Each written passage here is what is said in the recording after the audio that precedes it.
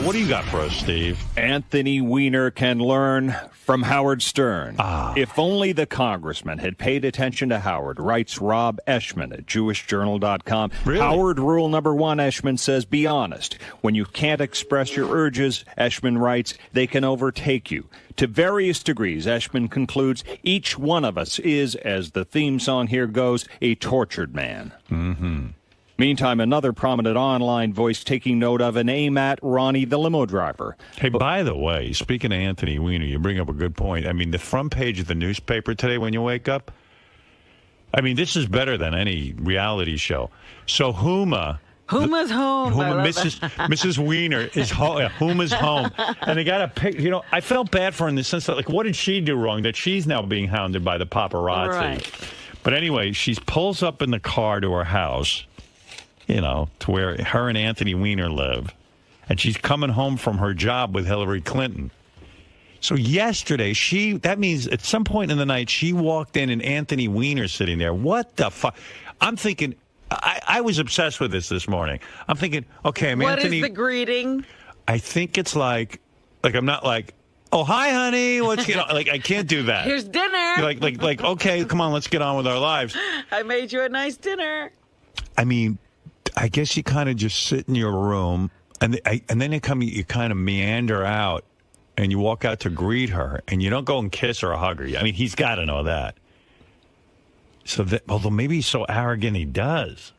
Now he's got to be humbled by this. So what's the move? Does he like kind of like, oh, honey, I'm so sorry. I think he'd come right out and start doing apologies. On your knees, you crawl out. I so apologize. I'm so sorry. I'm getting help. I mean, what do you say? What? There has to be a camera on this. We need to know. Oh, I wish I was a ghost. And you never get that answer. How did you break the news? How did you first say hello when she came home? It would be great if he was like in that pose of his where he's naked and he has his hand over his cock and he's just like, honey, look, it's all yours. I'm doing it for you now. I'm fully shaven, even my armpits. There's no ball hair. Let's go. What do they say to each other? I mean, I know they probably talked on the phone, but not much. Oh, I wish. What is he even like? What does he say? I don't even know how she comes home. Oh my God. Well, listen, she's got to go home sometime, even to get her stuff. Yeah, but should he be there? I don't know. And there's reporters all over the house, and they're taking and their picture. You're being watched, everything you do. And look at the front page of the paper. He's got to be freaking out. Homer returns as Rat Weiner, eyes quitting. Yeah. You're married to a rat. Meanwhile. Where's my rat? Meanwhile, I mean, I don't even think, I mean, there are politicians who have done way worse and haven't been called rats. Yeah, but that's what he's being called in the press. Yeah. And she, married him thinking he was an up-and-comer and she was going to be the first lady of New York and blah, blah, blah, blah. This was a knight with shiny armor. She's going to be the first lady of New York City. It's going to be great. They'll go out with the Clintons, blah, blah, blah. And now all of a sudden he's rat. Gracie Mansion, city, balls and festivities. I could have married a lot of guys. Look at me now. Now I'm married to a Mrs. Rat. I'm a rat. Mrs. Rat. I mean, for Christ's sake. And I'm carrying a rat's baby. I'm a rat by association. Listen to me. You better fix this. I will. There's I will. no fixing it. How do you I fix don't it? want this. Wait, how am I going to go with Hillary and Bill to dinner? Yeah, he's disgusting. Look at him. I mean, who texts? Get a blowjob. You better build a time machine, sir, and go back in time and undo this. And is he like going like, listen, baby, I would never cheat on you. This wasn't cheating. I got caught up in something. I know it's silly, but or does he just, what does he do? You know what? Maybe sit on the bed with a gun in your mouth. Oh. Then she's got to. Right? Maybe she says, shoot. Shoot. She's probably like, is that a real gun? I don't believe it. Listen, Huma, I don't want you going back to that disgusting rat man. You come stay with me and Hillary at our house. That's it. What he did to you is terrible. Terrible. I mean, you're hot. You understand what happened with me and Hillary, right? We got old, that's all. She kept herself in shape like you. more than a year. Huma, you're in shape. Who knows what's going on? I'm sorry, Steve. I didn't mean to interrupt. So Bob Lefsetz, writing about the sometimes inverse correlation between talent and Twitter popularity. Lefsetz declaring, quote, if Twitter was about talent, Ronnie the limo driver would be bubbling up.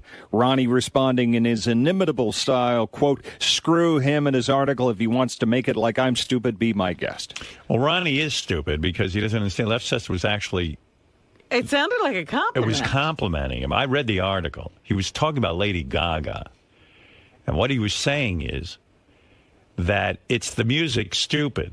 He's saying that Lady Gaga's running around with the costumes and the carrying on and the attitude and the Twitter followers. He goes, it doesn't matter if you have 10 million Twitter followers. The album tanked. And he's saying if Twitter followers meant something, then Ronnie the limo driver would be the biggest star in the world. He's got 100,000 followers. He's not putting you down. What's the matter with you? Well, that's not the way you put it to me yesterday, I read it Steve. to you. I read it to you. You made it sound like I was stupid. I just read it. Oh, stop it now. Quote. He was actually complimenting you. Well, thank you. All right. I mean, he wasn't being negative. Right, whatever. 104,000. All right. Nice. There you go. You're like Lady... Well, his point is that with all of her followers... She didn't sell a lot of albums? He's saying that the fans went to Adele. Why did they go... was Adele's album big and Gaga's bombed? Because Adele's got a good album. That's the music business. I never met this Lefsetz, but suddenly I'm quoting him every minute. I might have to have him on. How's your TV show stuff going? What's going on, man? When are we going to really see something? What's going on? Don's working on stuff. So you're in a negotiation? So you're now not in the conversation. Don's taking care of everything? Yes, ma'am. Is Don taking care of it or Don Buchwald and Associates? Don Buchwald and Associates. Right. They're taking care of it. Yeah, I think Don laced into Ronnie. Really? Yeah. I think he basically said to Ronnie, listen, don't go telling people Don Buchwald's working. It's Don Buchwald and I didn't Associates. say he's the one. That's what I'm thinking. Don Buchwald and Associates, Yeah. okay? Don't say Don Buchwald's working on it. Well, it's the He name of doesn't the wanna- company. He's ashamed to be representing you. He's Don't you get it? Yeah. Right. The Don Buchwald and Associates are working on... Right. He's helping you out Right. by putting one of his agents on it. Exactly. Right. And... You're represented by Associates. That's what I said. No, you said Don's working on it. Don doesn't want to be associated He with is, you. but he isn't. Right. No, but the one... Maybe just say you're being represented by Associates By one of Don Buchwald. All right. All right, the one guy... Well, you He know what he said to you. represented- No, Ronnie said to me, Don told me, make sure you say Don Buchwald and Associates because you're not being represented by Don Buchwald. I go, yeah, because you don't want you running around saying, it's Just say embarrassing. you're represented by Associates. Oh, he didn't say it was embarrassing. That's what I'm telling you he means. No, he You didn't. know I have to He didn't explain mean everything. it like that. What do you think he means? Now, you understand Don, but you don't understand... No, but I know he's the one Lefsetz. guy. The one guy he's talking to directly because he knows him. Yeah. All right. The Okay. one, the guy from Fox. Okay. All right. Take it easy. All right. I'm just telling you, I know Don speak. I've known the man many years. I know. Yeah. I know. We talked about you Right. too. All right. Believe me. Believe me. Use your fucking head. I am. In other words, Don's in the closet. Everything's on this going deal. good, man. Yeah. All right. going So where good. are we at with this thing? When am I going to see a show? Dude, when do you start taping? What are we doing? We're supposed to tape a pilot. I'm waiting to find out a date. Right. Dude. And the other thing, they're in getting ready to do production. So, dude, the wheels thing. So, waiting to hear. Oh. Dude, I'm just waiting to hear. And He's ready to tape. Whatever, dude. Meanwhile, I got all my other stuff going on now. Yeah, what do you got? What's the other stuff? I'm at Rick's tonight in Indy. The whole weekend we're opening up a club in India. Indy. Indianapolis, Indiana. Rick's India. No. Well, they haven't had a club in India before, I don't think. I don't know about that. Do you have a Zizzle reel? I'll be out. Yeah, I'll be out there this weekend, and then next week I'll be in Chambersburg, Pennsylvania. Right. With Shuli and the block party. Oh, the block party. Yeah, you want to come? Block you party like block parties? Happening again. Yeah, next Friday. Great. So. All right. And then I just found out something else that might happen. Go ahead. I'll be working with Scott the engineer again. Yeah? Yeah, but I don't know if he wants me to talk about it yet. Scott, you want me to talk about that yet? What's going on? You know who you remind me of? Regis. You know why? Regis's career started late in life, and now your career started Look at you late. bubbling up here. Like, your show business career hadn't started till you were in the 60s. Dude, Scott, is it all right if I talk about it? Dude. Regis went around for years and years and years and, like, kind of didn't have big success. And then, like, Bumbled from one television show to the other. And then all of a sudden, like, in his 60s, boom, everyone discovered him. Poor Ronnie.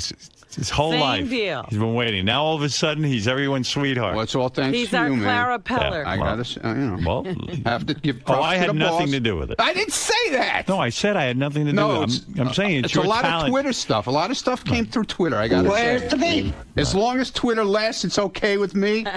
You know, a year or two, it's fine with me. All right, go ahead. So what is this? So anyway, now Scott has got a gig going on in Atlantic City at Harrah's. Right. They have a club there at night. The pool becomes a club at night. Yes. And he's DJing with DJ Hollywood. And what do you need all to of a do? sudden, he comes to me this morning and he goes, they want you to come and judge a contest. Wow. Out at Harrah's. They'll send a limo to pick you up, give you a room for the night and everything. Okay, I'm there. Pay you some money. I heard a funnier story that Scott the engineer, you know, Scott's like a lummox. You know, he's a lump on a log. And I love him, but you know him. And you heard what he does with these. So the last appearance he had with Ronnie comes out and MCs. Yes. And Scott's the DJ. So I don't know. Either Scott went to Shuli or something, goes, I don't know if I want to be a DJ at these things anymore. So, oh, really? So Shuli, I believe, goes, Scott, what do you want to do? What do you exactly? What do you want to do? He goes, maybe I'll co-host with Ronnie. We'll go up there together. How funny is that? You're going to be a partner. Yeah, the two. I mean, how stupid is that, though? First of all, of course it's two stupid. guys standing there on the stage about 5 by 5. Well, the ad-libs you had in that last thing worked so well. Yeah. First of all, you're horrible. Listen, they bitched and moaned that it wasn't good the last time, so I sat down with these guys and said, let's figure out something better that I could do. How's that going to be better? You're horrible on stage. Then Shuli said you could co-host with Ronnie. I didn't say it. Shuli said it. Shuli's full of shit. He did say it. Oh, I didn't hear that. I never said that. Well, I would love that. Shuli just tries to stir up shit. I love you guys. So I love what goes on. I want to do a good show for these people. They're coming to pay Scott, money. don't you think? I saw the show. I saw the video. Yeah. When you're there with your equipment and you're the DJ, at least it gives you a purpose on stage. I think it's like when if Ringo stepped out from the drums. What would he be doing? What would he be doing? No, I understand that. So at least it gives you a purpose on stage, and you can chime in with Ron. Yeah, you're like the band leader on the Tonight Show. I get it. But they were like, you're sitting there like a lump. I never said anything about these what guys you did. after we did the show. But you are a lump. I said about after the show. I didn't say during the show. I was bitching about you after the show, what you did after, by you look like you were miserable talking to the people and you wanted to leave. I didn't say anything about what you did during the show. They didn't let me eat, Ronnie. My blood sugar that was another thing. I don't like to greet the public while I'm dining. He was all upset. I can't say a word. Because we did a meet and greet. Whatever I do, I can't win. And I'm sitting, and people are coming up and they want pictures signed and whatever. And I did. And I'm eating half a sandwich as I'm doing it, but I did. You know what's amazing? Because that's what you're paying you for. You know what's amazing? Here's a guy, not only wants extra money and everything, but really sits in a recording booth for 90% of his time, or he goes home and stares at the wall and occasionally gets to go once a week bowling. So finally, he shows up somewhere. Someone, imagine this, wants to take a picture with him or sign an autograph. And they did. And all of a sudden, he gets anything. I'll need to dine first. I mean, really, what did you think? He'd go, you know what, I'll put the food down. How nice is that somebody wants to come meet me? Robin, where's the menu? My hunger, I'm as big, I'm as hungry as a bear.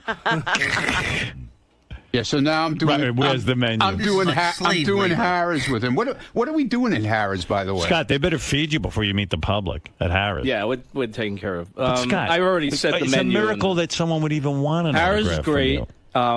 What am I doing then? We're going to be doing. I'm going to be hosting and DJing with DJ Hollywood. He's host. And then we're going to have some kind of contest. And what are you going to do? I'll sit there like a lump. Me and you and DJ. I'll switch places. Yeah, he's going to sit there like. So you're going to be the host? Yes, I'm the host. Oh. We're rotating. So he's such a good host. A host. Well, did everybody wake up? You know, when you think of host, I mean, don't you think of Scott? Yes. So. During the night, why did you start wearing like wild hair pieces to these appearances? like Lady, Bobo. No, like Lady Gaga. Yeah. Like become the Lady Gaga. An exciting outfit, the blue hair. Why don't you like Liberace? Like, why don't you start getting like wild? Like, sequin jacket. You know, Liberace was a guy. The guy was a genius because had no personality. He had no personality. He was a vomit, and he played the piano, which nobody likes. But he'd show up in costumes with jewelry and limos and his candelabra, man. Yeah, flowing robes. Do something wear something. You can't be Lady Gaga. Be Lady Blah Blah. You should have a candelabra on your DJ desk. You know, yeah. Put a big candelabra. Okay. You want to hear a great story? Yeah. No. I love Scott. I know it's not going to be great for me. I love Scott to death, man. I love this guy. So, we're doing Chambersburg, Pennsylvania next Friday night, the comedy thing, okay? Comedy. Orchids, by the way. I'm not doing comedy. Anyway, so, it's a far ride. So, to come back the same night is crazy. Right. So, we're going to come back in the morning, so they're going to give us a hotel room to stay at. It's funny already. So he goes, where are we staying? So I go, I don't know, we're staying in some shit motel called the Desert Inn. Right. Gets on the computer yesterday. I want to know where it is so I can get there. Gets on the computer yesterday. There's no Desert Inn. He's searching everywhere for this fucking place. Now, Chambersburg, I mean, how big could it be? It's on the computer, you should be working, but go ahead, But there's 14 hotels in Chambersburg, believe it or not. Right.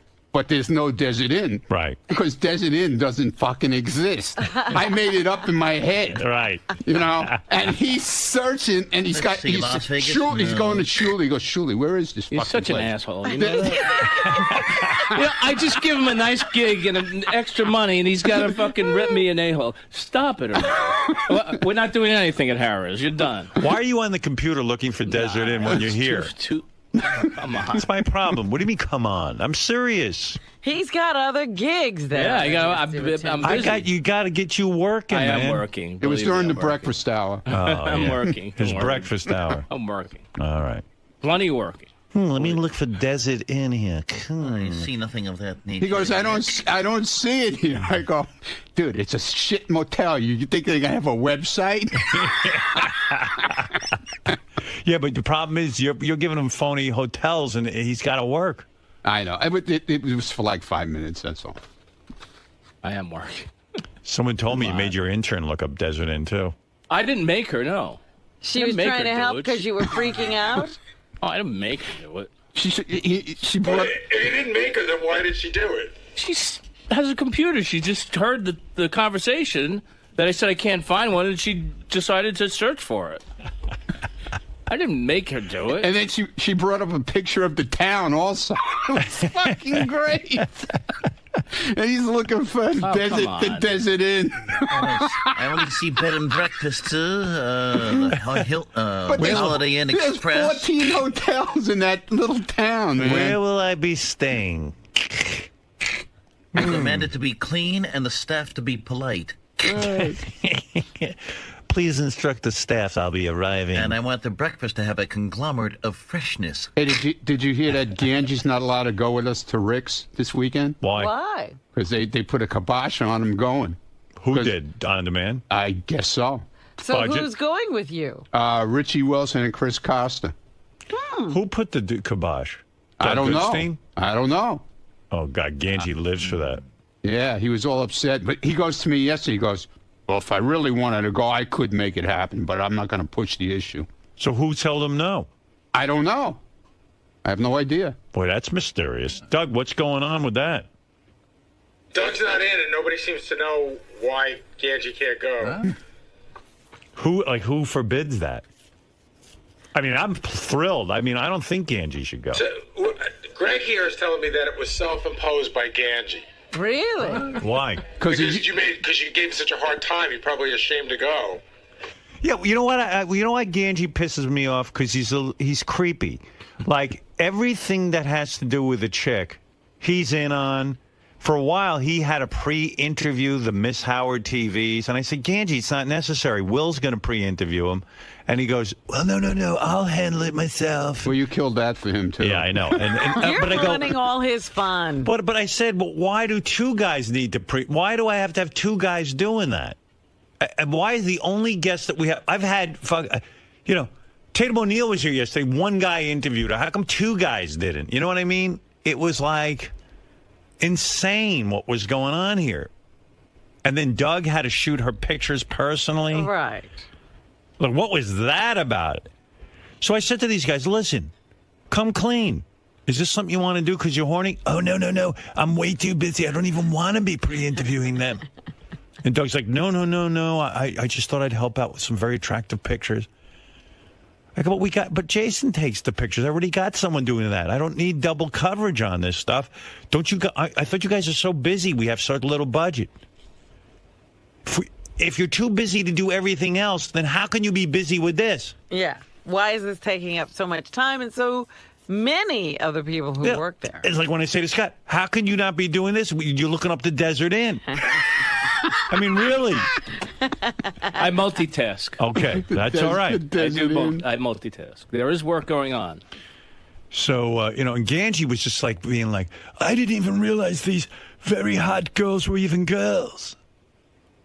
I mean, I didn't even notice them. So I knew he was being a bullshit artist. By the way, where is Doug and where's Gange? It's almost 8 a.m. Well, they're pissed that they don't get to do these things. Gange doesn't come in every day. Gange doesn't come. And He I don't goes. know where Doug is. Where there's no hot chicks booked on the show. That's what they're saying, because you know what? Will was pointing out to me that Gange, he's in for some stuff. Like yesterday, he was the guy holding the mic when the Playboy Playmate of the Year was doing the armpit sniffing. Yeah, like how did Gange show up here for that? Now that you say that, when we had the Playboy Playmate of the Year, all of a sudden he's here. And by the way, did you notice he tried to get online to get sniffed? I mean, did you notice I blocked it? I did notice that. Because you know what? No one cares about Gange. I had a choice. We're at the end of that armpit sniffing bit. Yes. And I'm looking it over. Like, Benji's there, who's way funnier than Gange. And Gange's in front of him. And Gange's in front of him. He's in line to get close to the Playboy Playmate. And I went, what the fuck? So I give him a hand sign. Out. Benji, go up and get your armpit smelled. I'm gonna sit and waste time with Gange. What if she likes my armpit? Now I'm going out with her. I asked him why. He came in. He came walking in about 7:15 yesterday, and I go, "What are you doing here?" He goes, "Well, I have to help out with the Playmate. The Playmate segment." But he doesn't. The Playmate segment. Yeah. Really? What's different about the Playmate segment Nothing. than any other segment we do? He is such a fucking horny motherfucker. Hey, can you blame him? I know. Well, he probably figured blindfold. If she doesn't see him, maybe she'll go out with him. Don't take off your blindfold. He's such a good guy, though. He really is. Hey, Gange's a nice kid. Yeah, you don't have breasts. Yeah. Gange's a nice kid when he's not sending porn tapes to your kid's teacher. That went over great. He had hair then, though. Yeah. Well, all right. Let Steve finish his report, boys. All Thank you. I don't know how we got off on a tangent. Rick's tonight in Indianapolis. All right, Ronnie. Very busy schedule. I barely get him to drive me anymore. He's busy. You're a lucky man. Look at who's driving you. And I'm not so lucky because I'm going to be driving him soon. I think he resents driving me. That he's a big superstar. Anything else? Also today, Sal and Richard heading west to entertain famished fans in Hollywood this Saturday. But they won't be doing a show, they say. A meet and greet at Club Bardot on Vine. Though you might never know this from looking at the club's website, which doesn't seem to mention the Sal and Richard show this Saturday. Stern News, 877-H100-TIP or email howard100news@SiriusXM.com. All right. Thank you. That last report was very puzzling. Yeah. Yeah. All right. Well, Steve will get more details. You're really sort of taking off right now. Okay. You've got an agent or an agency working for you. Okay. You've got six-figure in Twitter followers. You've reached 6 figures in Twitter followers. Okay. You've got possibly 2 shows in development right now. Okay. So far, you're on the right track. As Tim would say, this is a whirlwind. It's a whirlwind. Or whirlwind. Whirlwind. What's this like for you? I'm on a whirlwind tour, man. Are you on a personal high right now? No, like when you leave here, are you like, wow, I can't believe all this stuff is happening to me? Yeah, but I don't believe it's happening till it happens. Okay, so like with the TV things, I don't believe it happens until I'm there doing it. Okay, I sign some kind of paper saying you're going to do this. So I don't count my chickens before they hatch. You know what I'm saying? Short of actually becoming Howard's personal driver and security and all that, is this the most magical limo ride you've ever been on? Yeah, it's all because of him too. I mean, not that I'm trying to kiss ass or anything, but it's the truth. I mean, this wouldn't happen if I wasn't here. He made me made me a star, kind of. Now, with your buddy in the background there, what advice do you have for him? Because he can't seem to find his niche recently. Like, he doesn't know what to do at these gigs. He's feeling a little uncomfortable. First of all, I would stop looking for the Desert Inn, number one, because it doesn't exist. Second of all, hey, you just got to keep plugging at it, man. You got to, get out there on Twitter, man, like I did. Get out there and start putting crazy shit up. Every day. I'm on there every day. I never miss a day I put stuff up. And, even if it's stupid, which most of it is. What would your ideal gig consist of? What would you be doing ideally? What in a perfect world? Turn around, I'll show you. Come on, in all seriousness. I like Greg, the generic cameraman, #1 at my gigs. No, but what would these gigs? What would your role be? Because my role. You don't feel comfortable in some of the things you've done recently. We've been trying to figure that out. I'm a DJ, but in these things, it's not really called for. It doesn't call for a DJ. There's no equipment. I use my fucking phone. Get it? I use a little phone. It's a goof. But they were bitching that it was boring, so I wanted to try and figure out something else that we could do that would be better for the people. I want to make sure the people have a good time. And you, sir, seem like the ambassador of fun. Oh, you've been to my gigs. I had a blast. Yeah, right? Did you not have the best time of your life? Second best, but yes. Oh, okay, sorry. Second best. I mean, yeah, we aim to please.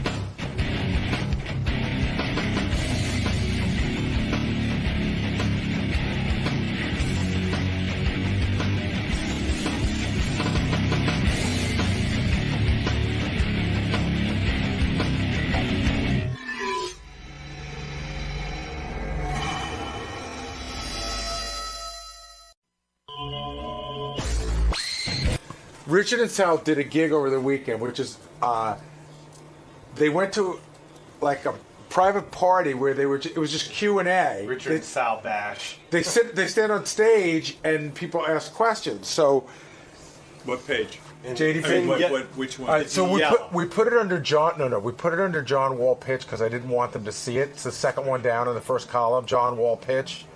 Second one down, first column, yellow.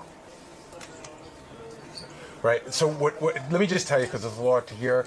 What Sal says is, hey, we're working on some premises for when the show's over. We're going to do a CD of phony phone calls, for after Howard retires. And my thing is like, why don't you use those premises now? Yeah. What are you saving them for? What did Fred just say? 10 seconds. Oh, for a commercial. You got it. What is this? Commercial? Yes. So, Jason has told me that he's heard this whole idea about the CD for after you retire, but Jason said the analogy would be like, Howard, I'm booking guests on the show, but I've got some good guests I'm going to book after you retire. Yeah. Well, I'm all up for having a plan. I get it. You should have a plan for when you're done, but it shouldn't be for what you're supposed to be doing now. Right. Like if you said afterwards, I'm gonna, we're working on a premise for a TV show. I'm saving my best material for after Howard goes off the air. Right. Well, who knows if maybe it's not their best material. Whatever. It's like being a baseball player and saying, you know what, I'm only going to hit triples. I'm saving my home runs for my next team. Well, that's right. Well, Richard and Sal, they usually do a comedy tour, but this weekend they did a thing where they go on stage and answer questions. Oh, really? Yeah. Could you imagine? But I was listening to some of the tape. Why would they do that? I don't know. I guess it's easier than having to go up and make people laugh. You just answer their questions. Okay. And they get paid for it. I thought they wanted to do the comedy thing. I don't know. Maybe the comedy thing isn't going that well. But it was weird that they were asking questions, and Sal, you know how Sal talks too much? Yeah. Listen to this. What is that me doing that noise? Who's doing it? I think it was you because you just grabbed your microphone. This is Sal on stage saying something very strange, I think. That's what we'll be doing when Howard retires. I guess the question is, what were you guys going to be doing when Howard retires? I have to agree with Richard on that one. No, I mean, who knows? I mean, Sal and I we're going to start a tour up in January and hopefully, continue to do shows. We're lovers and friends, and we will always be together. One of our biggest requests is, will you release a personal prank call CD? I'll tell you one thing. Richard and I are personally working on premises for original prank calls after the Howard Stern show. An original prank call CD. So if you listen to Sal's answer, he's saying, here's what we're doing. Because he's definitely the... he's like, he could have been on the Honeymooners. He's so retarded. He's on stage, Sal, and somehow he volunteers the information that what Richard and Sal do in their off time is they're preparing a bunch of phony phone calls for the day that I go off the air, a bunch of premises. Yeah. That they feel will be fantastic. And they will execute after the show is over. Yeah. Now, here I am. I'm the asshole who's paying them. I'm listening to this, and I go, well, that's like if I went to Sirius, if I went to management, and I said, guys, you're not going to believe what I'm doing in my off time. I'm preparing radio material that is so brilliant for the day when I leave here that will blow everyone away. Now, I would imagine my boss would say to me, well, can't you prepare some material here? Yeah, why are you preparing material for 5 years from now? Yeah, we're paying you for your ideas, but you're preparing material. Well, we pay them to make phony phone calls. And just last week, I rejected about 3 of those phony phone calls. I think I'm getting the stuff that's not going to appear in 5 years. Are you sure? I don't know. Maybe what you reject is what they're putting in that pile. And then why would you be so dumb as to go in a public forum and announce that you're doing this when I'm the idiot who's paying you? That's all I can hope is that the rejected material is what's going into the pile. I guess I'm an asshole. It's basically what, But am I an asshole, Sal? Is that why you kind of crazy? Is that why you feel so confident that you could say that and just piss all over me? Am I that desperate for you? No, not one bit. And I did. On what level does that answer make any sense to the guy who's paying you to make phony phone calls? Well, I don't get it. It was after. Of course, you don't get it. I don't. It was like after you retire, after everything's all said and done. I said maybe we would do a. No, that's not what you said. You can't backtrack. I don't remember what I said because. Of course not. I had a lot of alcohol in me. I also that's the excuse. No, what you're doing, you and Richard are preparing material. You're actually writing down ideas that you are saving for the event that I retire in 5 years. That's not true. Well, but that's what you said. So you've been misquoted. Well, if I said that, it wasn't entirely true at all. What we would do is after you retire, No. Well, that's not true, because said... every idea we write, we execute for this show. So why would you say that? Richard and I are compiling a list of bits that we are going to do for the day that Howard retires, and I'm paying you to write material. That's ridiculous, because we write That's bits. ridiculous. You're arguing with yourself. I know, because... You said it, I didn't. I know. And you're saying it like I'm saying it. Listen, I'm not using this as an excuse, but what I try to say is that we will compile a list, because let's say what you're saying is true. Okay. What kind of moron gets up and announces it? Me. This is one of the dumbest fucking things I ever heard a guy say on stage. That's like if Robin and I were conspiring in the back room and we said, listen, in 4.5 years we're leaving Sirius. Right. Let's start a list of really good radio ideas. Yes. And then I got up and announced it to my boss. Well, that's proof that I definitely made a mistake, because that's You're idiotic. a moron. Yes, I am a moron. In that Are case, you an idiot or a moron, or both? I would probably, in this case... have you ever heard anything like that? In this case, I would say both. But so you're saying that the clip I just played is you being misquoted? Not misquoted. I misquoted myself. You misquoted yourself. I misquoted myself. Well, Richard didn't object, though. So well, you have to understand that. Richard, give me the truth. I have always held you as an honest guy. I don't want to hear any bullshit. You're a sucker. Thanks, Fred. Richard, Howard's a sucker. How many ideas do you have on the list for when I retire? We have ideas for here. Yesterday, we came up with a lawnmower prank call idea that we're working on right now. Every idea that we have, we're using here. Why would Sal say that then, and you stand on the stage with him? I think he should have taken a bat and hit him in the head and said, Sal, why are you telling my boss that I'm sitting there writing material for the day that he leaves? Richard, tell Howard what you told me when you just walked into my office. Well, this is it's news to me that all these premises are for after you retire, because we're using them now. Right. Well, that was the point I was trying to make.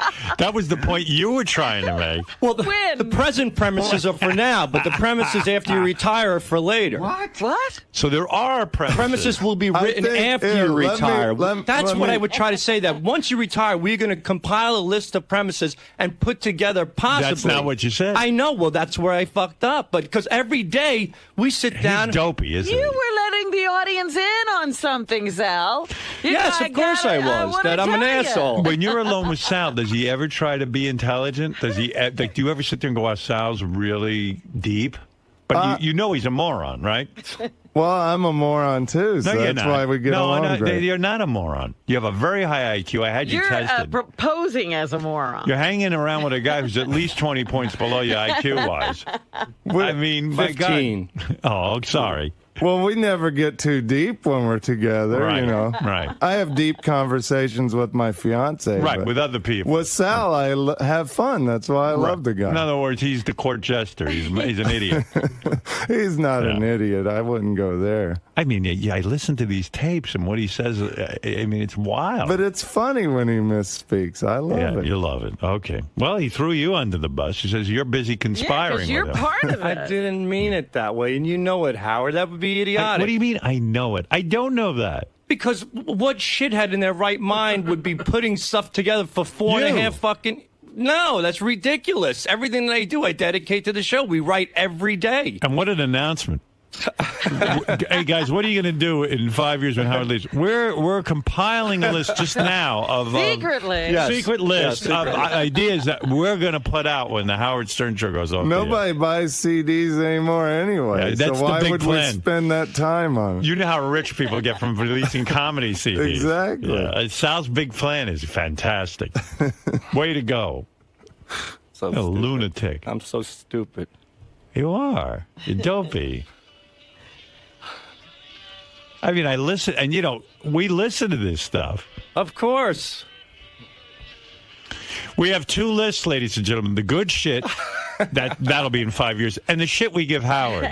It's not so good. But for example, why would I save the idea of calling Motormouth with Richard? Tell me. No, of course You're the not. one who said it, not we me. Don't know I know. what's in the list you're giving to your 5-year plan. No, the point that I'm trying to make, it's obvious I did screw up because everything I do is dedicated to the show now, and a list would be... that's what you're saying. I know. You get up on stage, when someone asks you a question, you've got to be honest. You go, I don't have a plan for 5 years. I need now. a plan. In 5 years, I'll probably be bartending. I need to do something. I'll tell you, and as the boss around here, I get paranoid because I've heard a couple of these prank calls recently, and I say, well, that's what they're doing to me, these guys. They're giving you the crap. That's crazy. Can I put that in the good pile and save it for 5 years? That's too good. Can I need defend that for 5 years from now? No defense. For what? What do you want to defend? our prank calls last week? No, there were two that were just awful. The Will the Farter one? I thought that was awesome. Great. Brutal Master? Terrible. Wow. Really? Yeah. All right, Terrible. we'll put that on the CD. Put that you can put on. Wow, wow, the Brutal Master, yeah. Huh? Yeah. All What right. was the other one? I didn't like. Gary the Retard. Gary the Retard. Customer service. You know what? That one reminded me of like you take a fly and you just pull its wings off. Well, if it makes what I you mean? feel better, after we pranked Gary, I got his radio subscription renewed. I took care of it. That's for him. very nice of So you. he can hear you making We put the wings back on the fly, Howard. Right, so he wouldn't miss a minute of your humiliation. Well, I'm sorry about that, Howard. I All really right. am. Well, it sounds like a great Q&A went on. Where was that? In Hollywood. In Hollywood. Well, good for you boys. Well, they got a bunch of information that we didn't have. Yeah, we got new information. Thank God the fans pulled it out of you. Here, I'll play one of your better ones. Here, I'll play your. You want me to play your? Here, let's have a Motormouth? choice. Okay. You got Motormouths I got in front of me, and I have. Hold on. Jack and Rod video game day. That's a great one, too. Motormouth's fresh. Motormouths I like a lot, yeah. We put Jack and Rod in. How about Sour Shoes Pranks the Pizza Place? Excellent one. Which you want? What should I play? I'm going to play one of them right now. Motormouths. Motormouths. Yeah. Robin, Motormouths it is. All right. Here they are in all their glory. Thank you, Howard. This is Motormouth Radio. Hi, you're on with the Motormouths. Hey, guys, how are you today? Who's this? Hey, this is Rusty. Hey, Rusty. Hi, Rusty. What's up? How are you? Hey, I wanted to tell you guys, I know you guys are really into classic cars and stuff. I just wanted to kind of give you a great memory I had of my dad's old 69 Camaro that we recently sold. It was, it was a rare Camaro with custom-built double fudge packers and imported Asian Bukkake chassis. And it also had a Mike Morales custom jizz-soaked dashboard. Well, that was a first for us. Yeah, that's what you kind of know. Yeah, somebody knows how to get us. All right, let's grab the phone. Say hi, you're on with the Motormouths. Hey, guys, how you doing? Who's this? This is Jerry from Syosset. Hey, Jerry, what's going on? Nothing much. First of all, I'm hearing, my son's home from school today because he's sick, and unfortunately that foul language is coming through. And hopefully you can find who that moron was that just pranked you guys. Yeah, unfortunately, we really can't find out who it is. We can just hang up. Yeah. Well, all right. I had to explain it to him because it wasn't good. It wasn't pleasant. No, I understand. That's why we get rid of those people. What's up automotively, Jerry? Anyway, maybe you guys can help me because I'm a car collector. I have a 65 Mustang. And are you guys familiar with the custom-made, the old-school Hirsch shifter knob? Absolutely, sure. Yeah, the plain white ones. Mm-hmm. Yes. Well, I was wondering where can you guys possibly help me get a new one? because I had this fat chick in the car. She sat in it and it got stuck in her twat. All righty. Get out of here. Yes. Let's try the phones. Hi, you're on with the Motormouths. Hey, what's up, guys? How you doing today? Who's this? Hey, this is Rich. I'm a big fan of the show. Listen every Thursday. I really appreciate what you guys do. Hey, thanks, Rich. Yeah, thank you. I'm actually sitting out in my 73 Chevy or Ford LTD. Nice. Rich, where are you from? You local? Yeah, I'm from Hicksville. Oh, cool. Yeah. I'm actually sitting out in my car in the driveway, jerking off. I love you. I get real turned on by the show. All righty. Thanks, Rich. Yeah. So anyway, and I was actually getting excited that we had a new listener. Yeah. Yes. You're getting yeah, whatever. Well, you don't know. That's the problem. You don't know. I'm talking about the phone light that's flashing. We don't. That could actually be a legitimate call. All right, let's go to the phones. Hi, you're on with the Motormouths. Hey, it's Frank from Brentwood. How you guys doing today? Okay, Frank. So let's try the phones again. Hi, you're on with the Motormouths. I drive an 07 Denali. Oh, okay. And who's this? Yeah. So what do you know about cars? Not much. Well, who's this? What do you want to ask me? Who are we talking to? Ernie Irvin. Ernie Irvin. Oh, okay. Yeah, ask me a question. They ask you a question. Why do we want to ask you a question, Ernie? You called us. What's the question you're going to ask? Well, what's wrong with your car? That's why I got the audio show and you don't. Okay. Yeah, okay. And you got knowledge. Yeah, you got all the knowledge in the world. Well, no, that we don't have. That's absolutely not true. Yeah, good. Okay, so what about the Camaro? Okay, what about it? That's the question. What about the Camaro? That's what we asked. Yeah, okay. That's a Chrysler product, pal, not a GM product. The Camaro? It's a piece of shit. Go look at the Dodge Challenger. Yeah. Well, I was confused. I was definitely confused. All right, let's try this again. Okay. Go higher on with the Motormouths. Hey, guys, it's John Hine from Hempstead. How you doing? Hiya, John. Hey, let me ask you something. What car has the best trunk to hide a schoolboy who's bleeding from his ass? So. Oh, man. Do that crap, that's really nasty. Oh, let's try this. Higher on with the Motormouths. This ain't Hot Rod Magazine, pal. So anyway, I don't know. All righty, let's try this. Higher on with the Motormouths. I said the Camaro's a piece of shit. That's what I said. You know, we can't win. We are just doing No, it's this. amazing. Wow. Well, it looks like it, Ray. Wow. Oh, that was an interesting show, wasn't Yes, it was. Yeah, great. Do these guys get any other calls, or is it just you guys? No, that blinking light. Wow. They get like once in a while they'll get a call, and if it's a legitimate one, they'll leave him on for 45 minutes. Wow. Like, they won't take a chance with any other calls. They'll just, and then we have to wait for that call to be And done. what a show. I mean, they're talking about cars. And you know what's funny? You hit into something, too, because people call up and they start bragging about what car they have, like they built it. No, they just bought it. Yeah, I got a Camaro. Appreciation for somebody else's work. I'm sitting here in my driveway in my Camaro. And it's like, well, yeah, look how proud I am of something I had nothing to do with other than I bought the stupid thing. Didn't a comedian do a joke about that people like remodel their cars? They think they can do it better than the manufacturer does. Yeah, that was the height of arrogance. Yeah. Yeah, I know. Was it Colin Quinn? Somebody said, I can't remember. It's funny, though. Yeah. I'm talking about, like, do they really think they know better than, a major car company? That's been around for 100 years. Yeah. He was talking about those rap stars who, trick up their cars. Yeah. Yeah. Trick my ride. Yeah. A car's supposed to just go forward. Yeah, it's not supposed to bounce like a fucking rabbit. Right. And Buy a what is horse the- if you want to jump up and down or What something. is the thrill of that? I don't even get that. I don't know. I don't know either. All right, boys.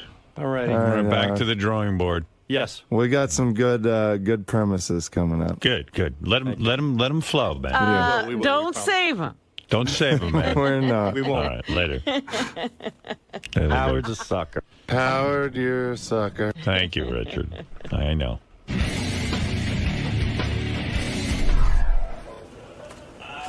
Sal. Kind of caught with your pants down. Pants down. Pants down, ass up. What does this do to your psyche now when you're in your writing process? And Rich, come over here for a second, man.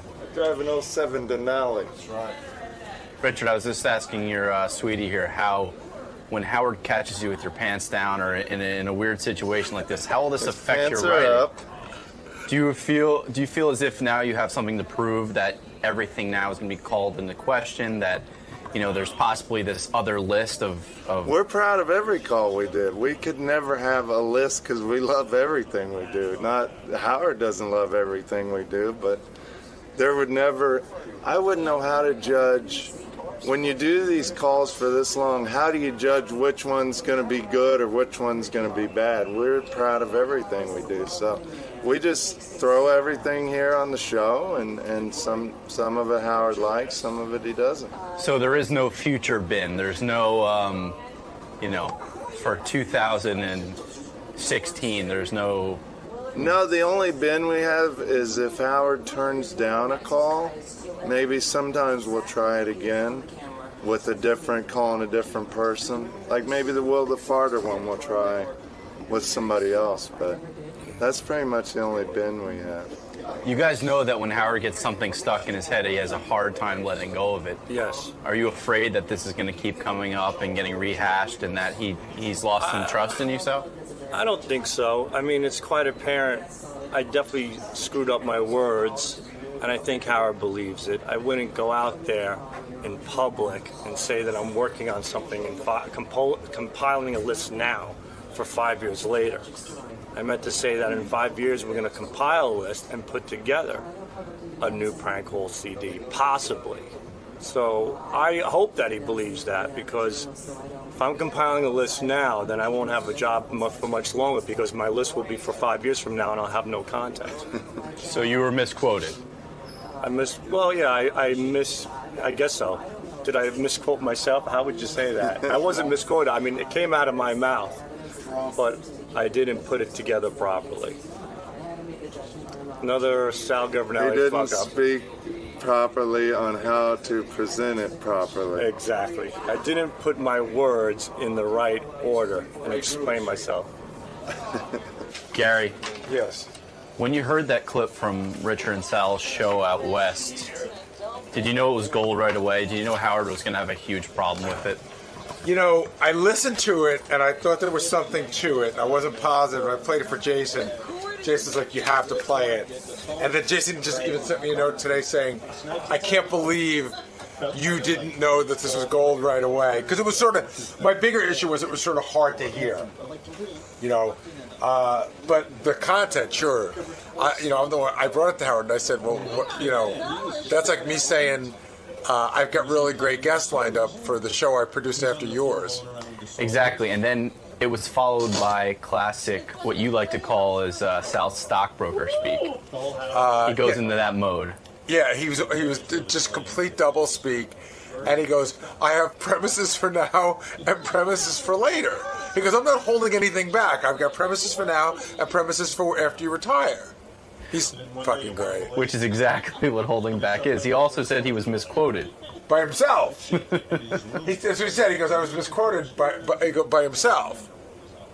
He's great. You love moments like this where Sal gets a little taste of his own Very medicine. shady activity there. Steve Langford is here with headlines. I was listening to Steve yesterday on the wrap-up show. Yeah. He was blasting Ann Curry, the woman who took over from Meredith Vieira on the Today Show. Blasting Ann Curry. She's such a nice woman. Is she? Well, we met her at that, we saw her at that roast. She's so demure and shy. We met her? She was on that roast of Matt Lauer, and she was, she couldn't take any of the jokes, and she didn't want to say the words that they had put in her mouth. She seemed so sweet. So you seem critical of one of your fellow journalists, Ann Curry. Where did that come from? Did you work with her in the past? No, not at all. Just as an observer. I mean, she's no Meredith Vieira. Right. And so you're basing this on what you see on TV. Absolutely. But you don't have any specific examples. Oh, I mean, I could research it, but she's not the brightest bulb on television. Okay. Right. I'll Lightweight. have to take your word for it. All right. He has a lot of opinions. You just got to drag it out of him. She doesn't give her opinions so that you can't nail her down, but Steve does. Who is the best journalist on television, in your opinion? Top 3, maybe. God. I mean... Who's someone you admire? I don't know. I mean, it's just names out of here and there. I mean, 𝗦𝗄𝗿𝗄 was unbelievable. Okay. But not to go old school all the time. You look at this kid on CNN in the morning now, 𝗦𝗫𝗄𝗿𝗄, I think her name is. She's really, I mean, really got bright and has good potential. questions. Yeah, absolutely. Who was your hero? Who inspired you? Well, to get Mike into... Wallace was. Mike Wallace the guy that was the guy. Loved. Yeah. That's the guy that inspired you to take on journalism as a career. Not necessarily, but I mean, starting in the 70s when I saw him on 60 Minutes. How old were you then when you knew you wanted to be a journalist? Probably late teens, I guess. Late teens. Yeah, and what did you do? Did you go to school for that, or you just? Never. How do you become a journalist? I just started on college radio in French, believe it or not. My first job. Right. You speak fluent French? Well, at the time, I spoke horrible French, and so it was kind of almost like a gag that I was on there. Right. And so that was your first journalism job. Yeah. Okay. Yeah. Well, any more questions, Robin, or have you learned enough? No, I've learned enough today. Yeah, me too. She's had enough of it. All right. Steve, what do you have for us from the Howard 100 newsroom? Kidney stones. And do it in French. Yes, kidney stones. What? No, I don't know how do you say kidney? I forgot. Go ahead. It's been a while. Kidney stones, clearly a cruel condition, as Gary Dell'Abate knows all too painfully. But the stent man had it easy compared to what Vinnie Favale's going through. Oh. First, the doctor has had to thrust a camera up Favale's unfortunate urethra, which for some reason Vinnie watched. Right. He wanted to see it on TV. It's crazy. Then what the doctor found was a kidney stone 1 inch in diameter, he says. So Wednesday, Vinnie will go under as his doctor blasts the colossal kidney stone with sound waves. We'll keep you posted. What is it? What they say it's diet that causes kidney stones, right? Because I remember when Ronnie had them, the doctor told him no more iced tea. Well, they do change things. Ronnie and Baba Booey are both doing different things now. I mean, so what is it? How big is that thing they stuck in? An inch. Well, at the camera, I'm not sure. An inch? That's my whole cock. No, but I mean, the kidney stone is an inch. But that's my whole cock. How could I pass that? Well, he's having trouble. My wiener's I don't know an how inch. much he's got. I'm an inch. I measured it. It's an inch when it's flaccid. So, Vinny. Vin, feel better, man. Hey, Howard. Yeah. I was talking to Vinny yesterday. He was saying that I guess they had all this trouble, so his wife went with him, and she thought like he had a tumor or something. So the doctor said, "Do you want to stick a camera?" Because listen, we could just give you a local, or we could do it right now. And she's like, "No, do it now." So it was her idea. Yeah, they could have put him out completely. They just gave him a local, so it was her idea. Wow. It was her idea to have the camera up his dick? Right away, instead of waiting. He could have waited a week and gotten completely knocked out. But why did he have to wait a week? But how come? I mean, that's painful. They give you anesthesia. You go to like the hospital. Like I got knocked out 3 times. Anyone ever see Vinny's cock? No, but I think he's uncircumcised. Oh, he is? Yeah, because he's Italian. Like his father's from Italy. Right. Oh. But what's going to happen now if they can blast a stone? Think Vinny has a big cock? I've never thought. I wonder. I haven't either until this moment. I want to go on record and say I never thought about Vinny's cock until about this second. If they blast the stone, which is what they're going to try to do next, it's going to be in little pieces, and it's going to come out, and it's going to hurt like hell. According to WebMD, kidney stones are genetic. But I know when Ronnie stopped drinking iced tea, he stopped having kidney stones. Yeah, why would they tell you to change things? Well, maybe it's genetic. Because maybe you have a propensity for this, and if you don't watch your diet, you get it. Okay. You asked me a question, then you answered it. Well, I'm seeing what you're saying. Oh. It's not fair. I was going to answer. That was my answer, by the way. All right. Thank you, though. Ann Curry's on the phone. She wants to yell at Steve. Yes, Ann. Hi, Steve. How are you? Sour. When are you going to pull an Anthony Weiner? Steve Langford's long. Steve Langford's long. Sour. Look, I just want you to know I've contacted the authorities, and we're taping you right now. It's against the law. It's against the law. Sour? I want him to go to jail. I want you to go to jail. You motherfucker. Hello? Sour, now is this your father? I don't know if you are, in fact, Sour Shoe's father. If this really is Frank. The beautiful thing is that Sour Shoe's real parents gave me essentially the same answer as this phony. They did? Really? Yeah. I mean, you're basically saying your 39-year-old son who lives at home is going to jail for prank phone calls. They're like, please, take him away. If you can, Mr. Langford, if you could just get him out of the house, we would really appreciate it. Jail would be very welcome. We have been unsuccessful. We wish you a great deal of luck. You mean you actually got to speak to Sour Shoe's real parents? Jim McClure and I went up to their place north of New York, and I interviewed the parents, and they were essentially saying, oh, come on, listen. Are they fed up with him at all? No, they were very proud of him. Proud of what? We should run the piece again. They were very proud of his talent. Well, they should be. He's very talented. He is talented, but yeah. But they can't be happy that he's still living at home. They didn't express any unhappiness with that.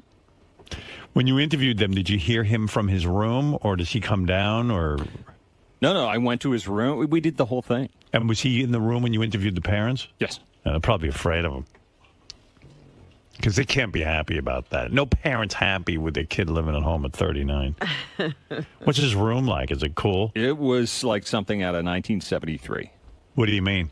Just a single twin bed. With, he hasn't some even old graduated sheets to an adult bed. And an old phone. The phone you've never disgusting. Just a long cord coming from the kitchen, and he's on there and rolling around in the bed. The cord is in the kitchen. The phone is dragged in from the kitchen. It's 1973. Are there like baseball player posters or like what's his thing? Toys. Everywhere, like we walked in the living room or whatever it was. There were toy soldiers all over the floor. Oh, no kidding! Man, he was just having a great time. Oh my! And was he playing with the soldiers? Oh yeah. He's on the floor rolling around with the soldiers. Everything. I mean, it's like a playhouse for Sour Shoes. Totally. The whole house is set up for Sour Shoes. Yeah. Wow. So the parents really play into his weirdness. Very proud.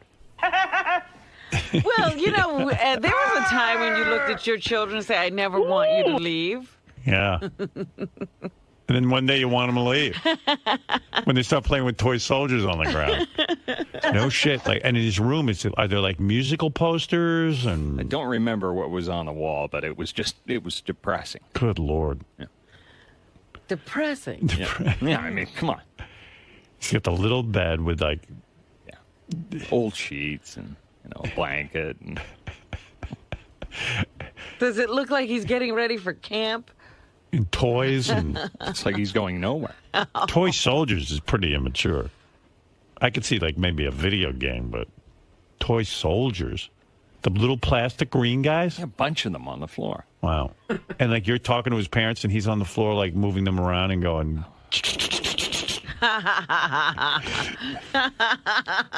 Is he acting out war? I don't think he was doing that. Yeah. He was involved in all sorts of stuff. Right.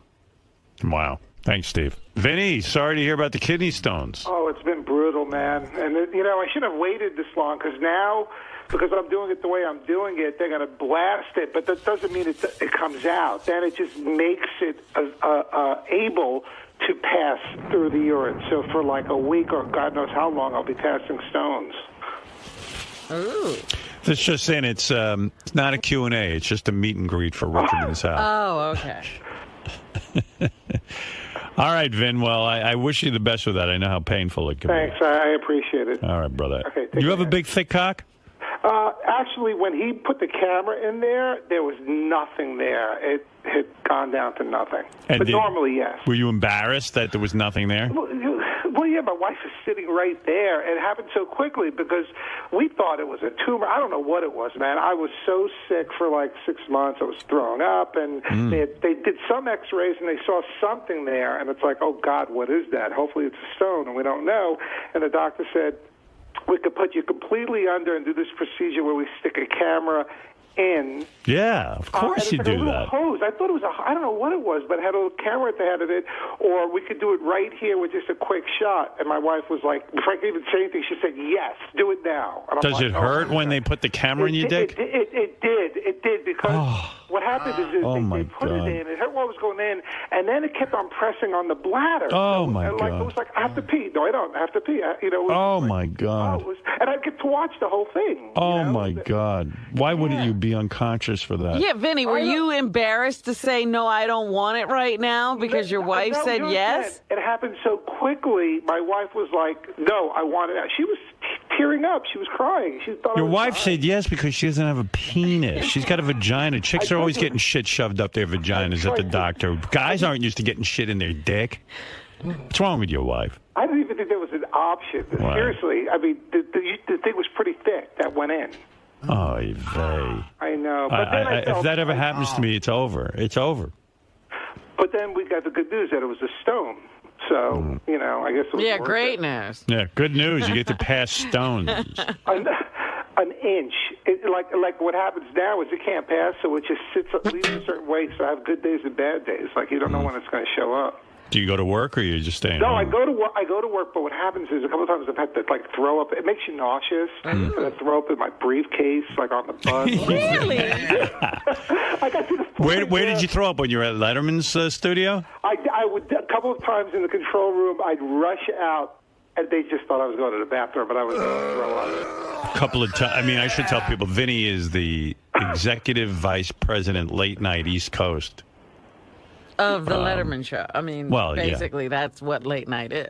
Late night. There's only one late night show I would try on the to East Coast. suppress it and wait for a commercial break, and sometimes I couldn't, and it's a really small control room, so I'd rush out, tripping over people, go into the bathroom. So Letterman's taping the show. Let me get this straight. Letterman's taping the show. Right. You're in the control room. That's where you stand. I sit in the back. I sit in the back deck. There's like 6 chairs with monitors in front of them, and there's very little walking space behind each Right, chair. and if something goes down where you're uncomfortable, you have to get on the phone to your boss and say, look, there's something going down at the Letterman show. Yeah, and then I'll go to another place and make a longer call from there. But that's where I'm in communication with my office or standards and practices. So you're whatever. standing there minding your own business. All of a sudden you get nauseous and you run out and you vomit it into your briefcase? Well, no, in that case, there's a bathroom right there, so that was fine. But there are times where at the time I trip home, it's like, it's almost... Where were you when you vomited into your briefcase? That's what I'm asking. Bus. I was on the bus. Somebody sitting next to you? Yeah. What kind of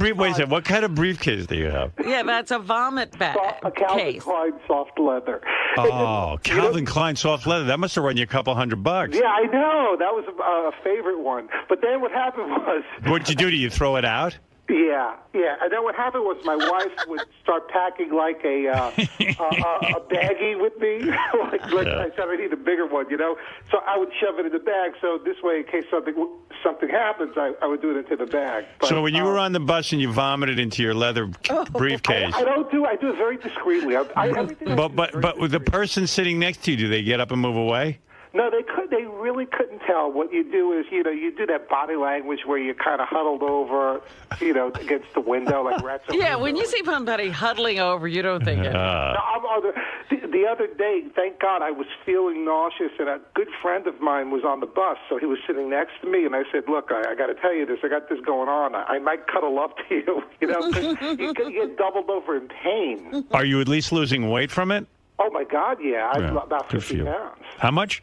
About 50 pounds I've lost in the last year or so. Good I don't for know you. if it's from that. It's just, That's wonderful. Better. But there are things that aggravate it, and I'm not quite sure what it is. So what happens is, like, Like, if I have it, I think it might be liquor, but I'm not sure, certain types of food.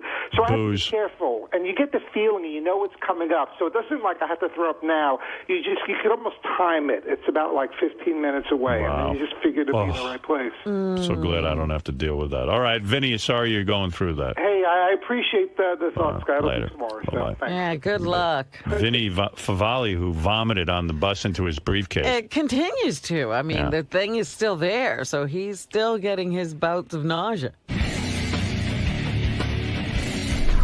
Gary, while talking to Vinnie this morning, he revealed not only one, but revisited another painful aspect of his life. Not only his kidney stones, but his love tape that he made for his now wife, Debbie.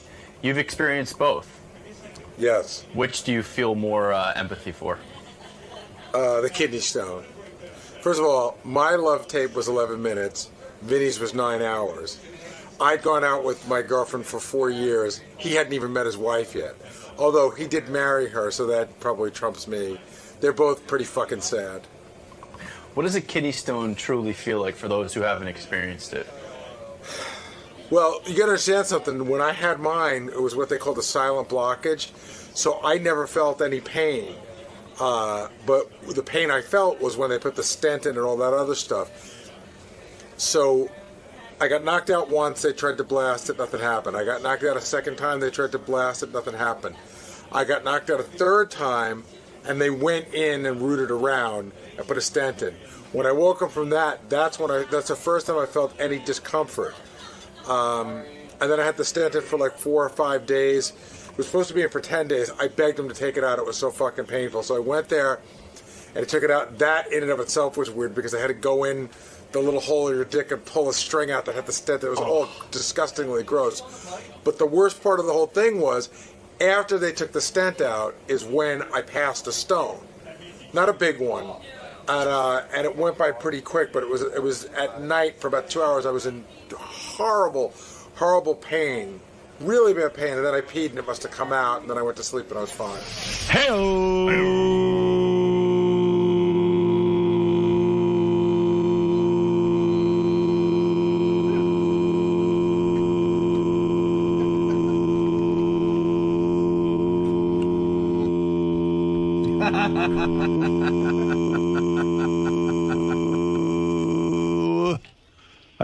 I beat you, huh? That was good. Yep. I could have kept going. I thought you were doing that thing again, but there are no big speakers to sit on anymore. Yeah. Did you get off? If only. Next break. You want to take me on again? Anybody want to challenge me? I think I can out hey-oh anybody. Want to try, Robin?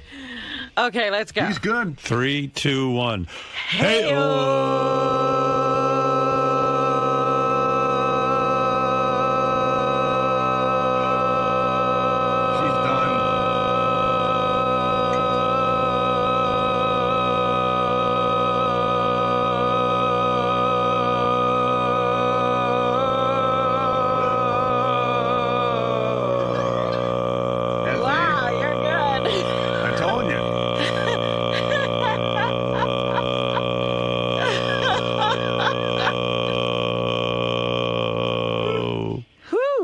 Nice. You're awesome. Good. I found something I'm good at finally. You're the master. I thought you died on that one, Robin. No one can out hey-oh me, I don't think. No. I've got a talent. What a dumb talent. Hey, can do it. Are you tired? You want to go at it with me, JD? I don't know. He talks about how he met my mother. He goes, she lived very close. If she had lived in the Bronx, I would not have gone out with her. I go, who the fuck was looking for you? New Year, everybody. What's happening, baby? Yeah. Oh, man. Does it suck to get up this early or what? Yeah. Oh, my God. Jesus. Jesus H. Christ.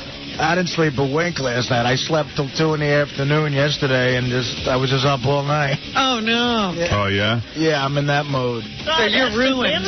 You're completely backwards. You're all right. Yeah. that's just today. Yeah.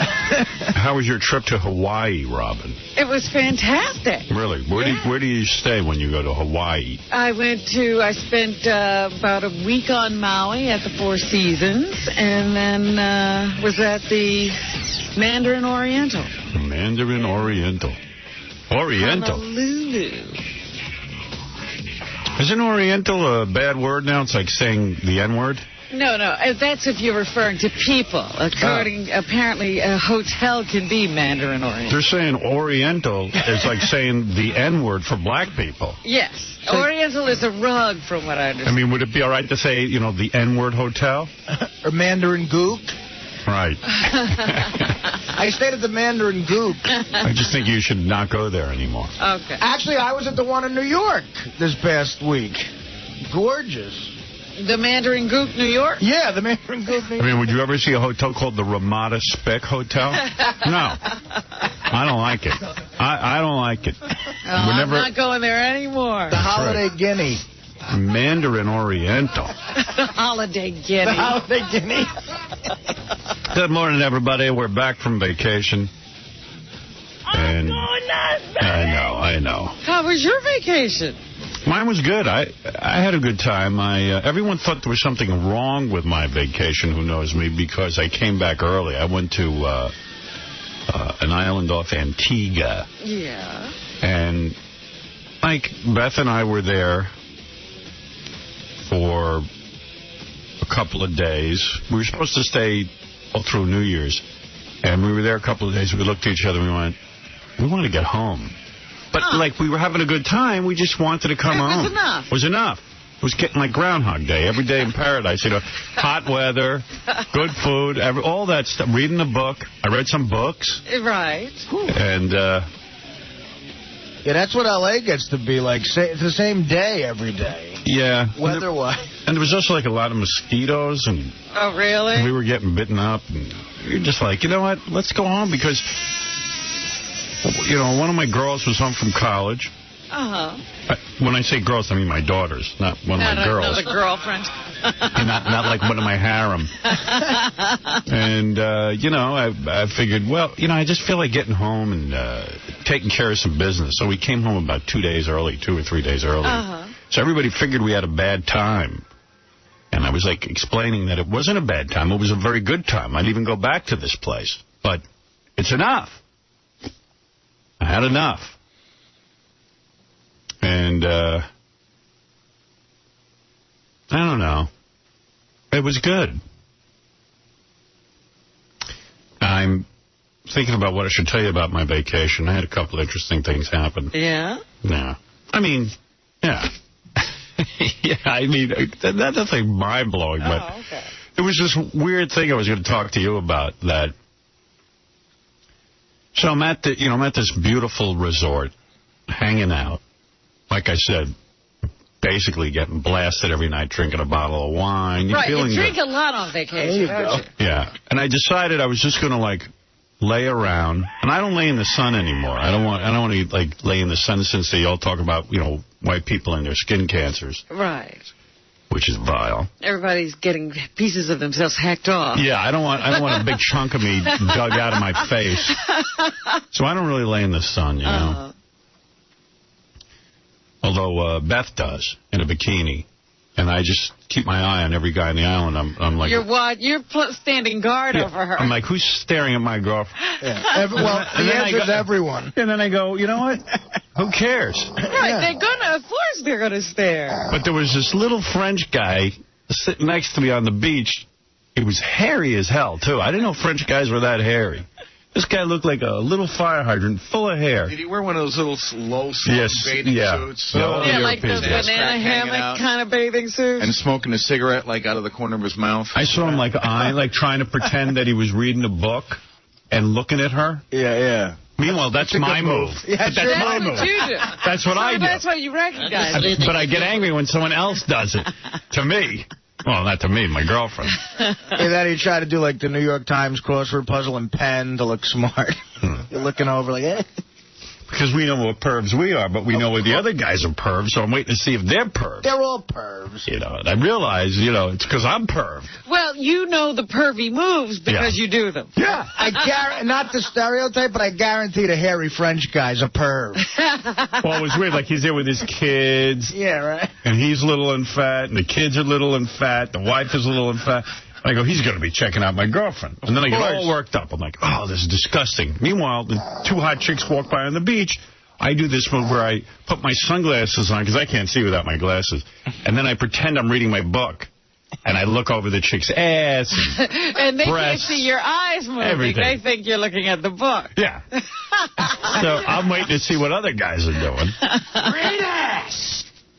But, you know, so I hide from the sun all day pretty much. It took you a week to read page 11 of your book. Right. So you go to a sunny island to hide from the sun. Right. It's crazy. I don't think I'm going to be doing that anymore. I think I'm done with that whole no. thing. So, I had this golf cart on the island, which I love. You know, I love the golf cart. Me too. What is it? I don't know, but I go to this place where they give you your own golf cart. That's all I need. And I just can't wait to get the golf cart. Yeah.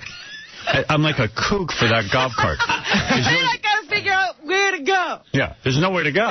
I've golfed 3 times in my life, and the highlight is clearly the golf cart. It is so much fun with that golf cart. I love it. Yeah. Yeah, and if you drive drunk in a golf cart, is that drunk driving? Yes, I think they can give you a ticket. Give you a DUI, right? I almost got goes arrested. 3 miles an hour. I almost got arrested on a golf course. This nice place in Jersey. By the 3rd hole, I was shirtless, drunk, and driving the golf cart. And the guy was like, "Sir, you have to leave." Yeah, I'm so afraid of, like a drunk driving charge. I had Beth drive me around the golf cart. When I can't drive the golf cart. Yeah, I'm not allowed. I'm not legally allowed. You had a designated golf cart driver. Because one night I was driving, she said I almost hit a duck. But they are. You can get a little crazy in the golf cart. Oh, and you two would have been devastated if you killed an animal. Oh, my God, we love animals. They killed a duck. But don't you feel, you know, sometimes you get a little overconfident because you are only going 3 miles an hour. Yeah. And then you almost tip over the golf cart. Do you fight with Mr. X as to who can drive the golf cart? Like, no. You just drive it. I drive the golf cart. That's my deal. He drives the car, I drive the golf cart. I drive the golf cart, too. I let Beth drive it once, and I was just like, this isn't going to work out. I have to drive the golf cart. Golf cart is fun.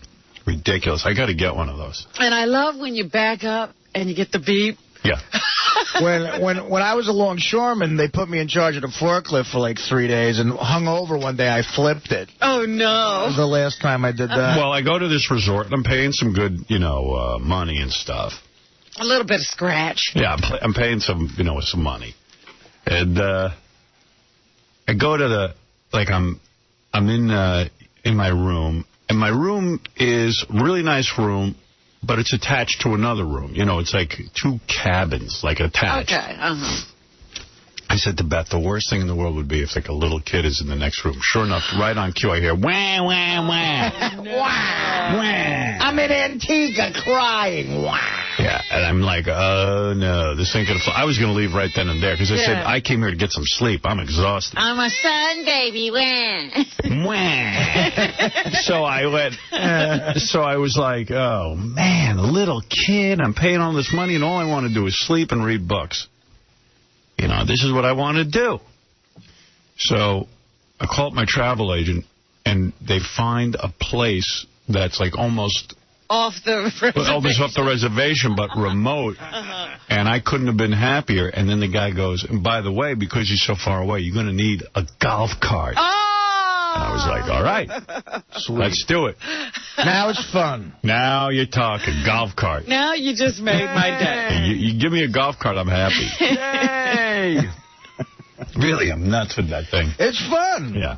So I'm driving around my golf cart, and I saw this woman who looked like, I think it was like Annette Bening, you know, and I was like, wow, you know, she's a pretty big star. But she wasn't quite Annette Bening. I couldn't figure it out. I think that's Annette Bening. She looked like she was famous.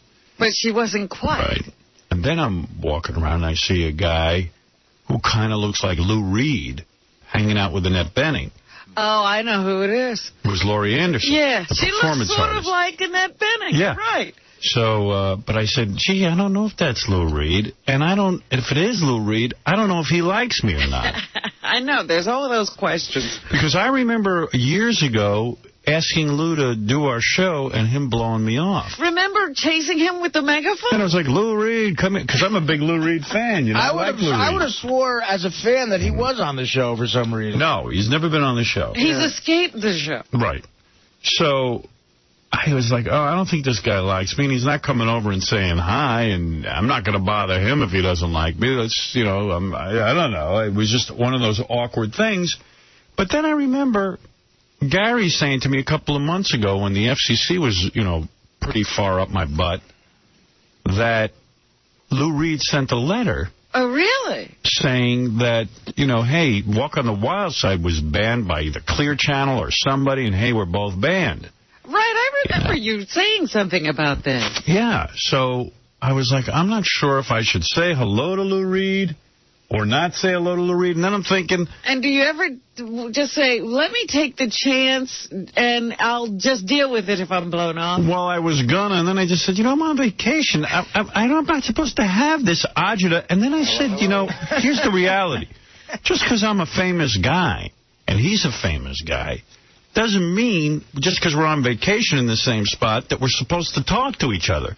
But a friend of mine said, well, that's kind of how it works. Famous people talk to other famous people. Right, and you wind up in these places, and that's how you start talking. Yeah, but I said, I'm the kind of famous people that, you know, I don't know. I mean, I'm controversial. Yeah. Even though I don't think I am, I think I'm a... You're okay with you. I'm okay with me. I'm okay knowing me, but I know a lot of people don't see eye to eye with me. Right. For some reason. I'm not even sure what they don't... I think sex. Somehow you rub people the wrong way. See, to me, if there's a guy who should admire you, though, it's Lou Reed. He might, for that matter. But anyway, so we're walking back and forth this entire vacation. Lou Reed's there. I'm sitting next to the guy on the beach. He's in with the beach chair 2 feet from me. I'm sitting there reading my book. He's in the water. I'm in the water. Nobody says anything to anyone. Laurie Anderson wasn't friendly. Lou Reed wasn't friendly. I said, well, maybe he just doesn't like me. Or maybe he's a quiet guy, doesn't want to be bothered. Who knows? I don't know. So, and I just went, this is weird, but I'm not going to say it. Now it's getting to the point where it's awkward. Yeah. If you now say something, it's really stupid because it's been so long since you've been seeing each other. And I could tell Beth was getting all freaked out because Laurie Anderson had her dog with her. I guess she takes her dog wherever she goes, even on vacation. Uh-huh. When, like, we were jogging, me and Beth, and all of a sudden we passed by Laurie Anderson and her dog, and Beth goes, oh, look at the dog, real loud. Like, oh, look at the dog. I miss my dog, which is the perfect thing for the woman to go, oh. Right, and say something? Yeah. And she didn't?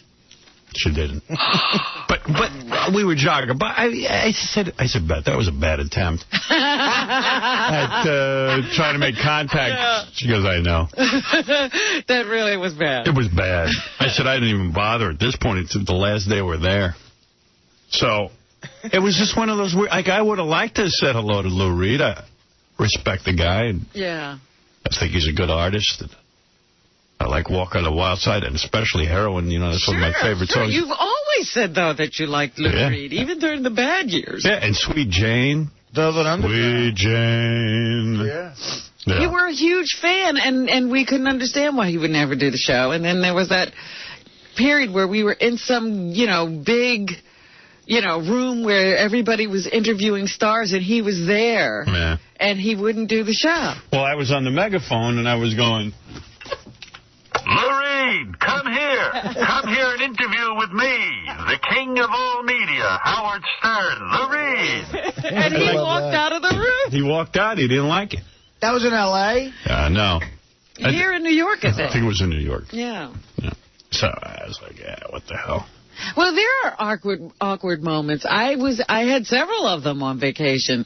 I was on a plane, and I've actually been at a dinner table with, I think it's iced tea. Oh, yeah? Yeah. One of the ices? And his wife, I guess she is.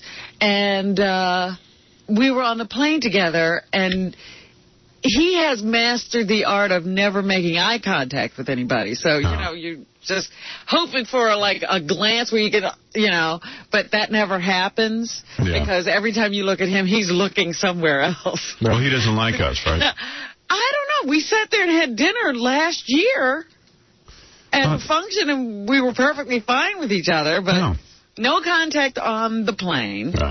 And then we had a little bit, we stopped in L.A., and the plane, some people got off, some people got back on, and Jason Alexander took Ice-T's seat with his family. Oh.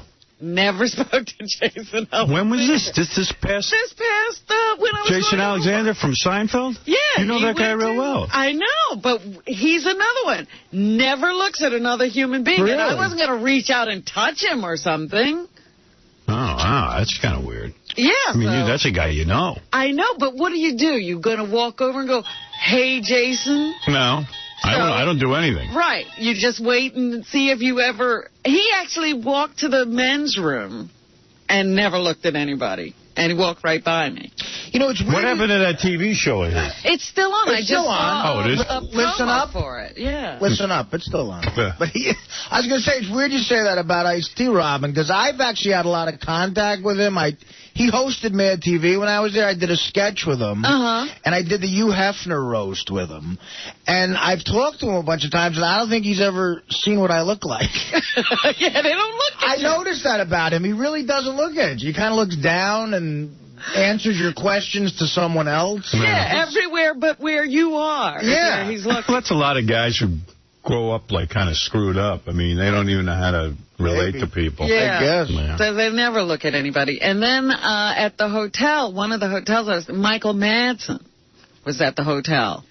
And I'm a big fan of his from Kill Bill and... Oh, I know who that is. He's a cool actor, yeah. What's that other one with Free Willy? Mr. White and all those people? Reservoir Dogs. Reservoir Dogs. Yeah. And, he's running around with a kerchief on his head being Michael Madsen. Well, did you say hello to him? I spoke to him in the elevator, but not, I just said, are you having a good time? What's not like, or something like that, just being very cool. Hey, F you. Right. It's not to like, honey. F you. I hear you're staying at the Oriental. You're staying at the Mandarin. I did not have a good time. How would you like it if they called it the Mandarin N-word?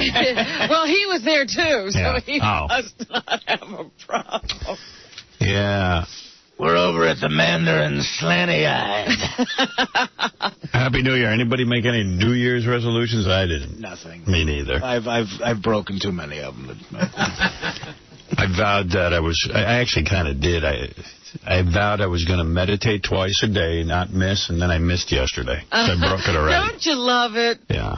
Does that mean you did it once but not twice? Yeah, once. Oh, okay. Yeah. Is there ever a day when you never don't do it at all? Yeah, there were days I'm too busy. Oh, okay. But you're not supposed to. You're never supposed to miss. That's right. It's supposed to be that important. Yeah. How long does it take for you to meditate? 20 minutes. The whole thing? Yeah. But that's twice a day you got to carve out that time. God, I wish I could learn how to do that. You could. Go to a TM center. Really? Right here in Manhattan there's a TM center. It's great. Artie's got 20 minutes. He's drinking. He's not sitting there with his eyes closed. Tell me about it. Let's see. Who should be the first caller of the new year? Oh. How about Bobo? Yeah. Hey, how you doing, Howard? Welcome back. Hey. It's always the best time of the show. We miss you guys a lot, and when you come back with all these stories. Yeah, I got plenty of stories. Did you hang out with anybody from the show over the weekend? Anything interesting? Matter of fact, the only person I saw from the show was Artie. Is that right? You saw Artie? I hung out with Artie New Year's Eve. Really? Well, guess what? I met Artie's mom. Ooh. Yeah, she was very, I'm jealous. She was very excited to meet Rob. Let me tell you something. I walk into this place. Wow. Where? It was over in Hoboken. Yeah. And there's this very attractive woman sitting there with somebody I know, who's Artie's sister. Right. And then she says, I'm Artie's mom. I'm Artie's mother. She's not a mother like that. Oh. Artie's mom is hot. Oh, really? I I said, she's pulling my leg. She's not Artie's mom. Yeah. I know. No one can believe I'm in the family. She's gorgeous. I went out with Artie New Year's Eve. I was going to be away New Year's Eve, but then I came back early, so there was really nothing going on. And while we were laying there in the hot sun, Beth said to me, I think I'm going to make a dinner party for New Year's Eve. I said, there's nobody around, really, I don't think. But I'm up for that. And then we got home, and she realized she would have to cook in order to have a dinner party. And then she said, screw that. That sucks. Yeah, so we... Ross and Melissa came back early from vacation, my friend Ross Zapin, who now works at I thought that was happening. Somebody told me that was happening. I wasn't sure. Had nothing to do with me. He's working there.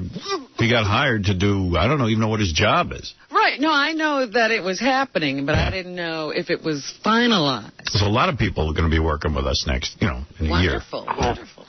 So he came back early, so I said, hey, you want to do something? So he says, I just spoke to Artie. I said, Artie's in town? He goes, yeah, literally in town. He's staying like New Year's, he got a hotel room. He stayed in a hotel in Manhattan. Yeah. Boy, that was good travel for you. Yeah, it was easy. Hey, way to go. Go on. I know what I'm doing. And then, so we all got together, had a nice dinner. Artie had his usual 50,000 Jack and Waters. I mean, it's like nonstop. It was a fun time. Yeah. But is he conversant after 25? Yeah, he's fine. Oh, okay. I always think we're going to lose him early in the night, but no, he had 3 by the time I got there, and I was on time, so he got there early to start drinking. So he could start priming the pump. Yeah, Artie says to me, I'll meet you. He says, listen, I'll meet you there because I'm going to go a half hour early and start drinking.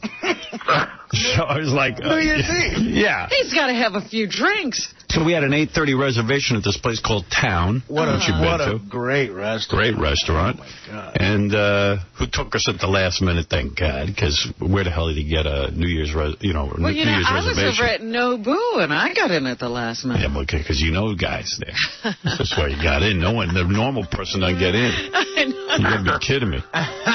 Oh, you were around New Year's? Yeah. Oh, well, you could have joined us. We didn't know. I didn't know anybody else was around. Yeah.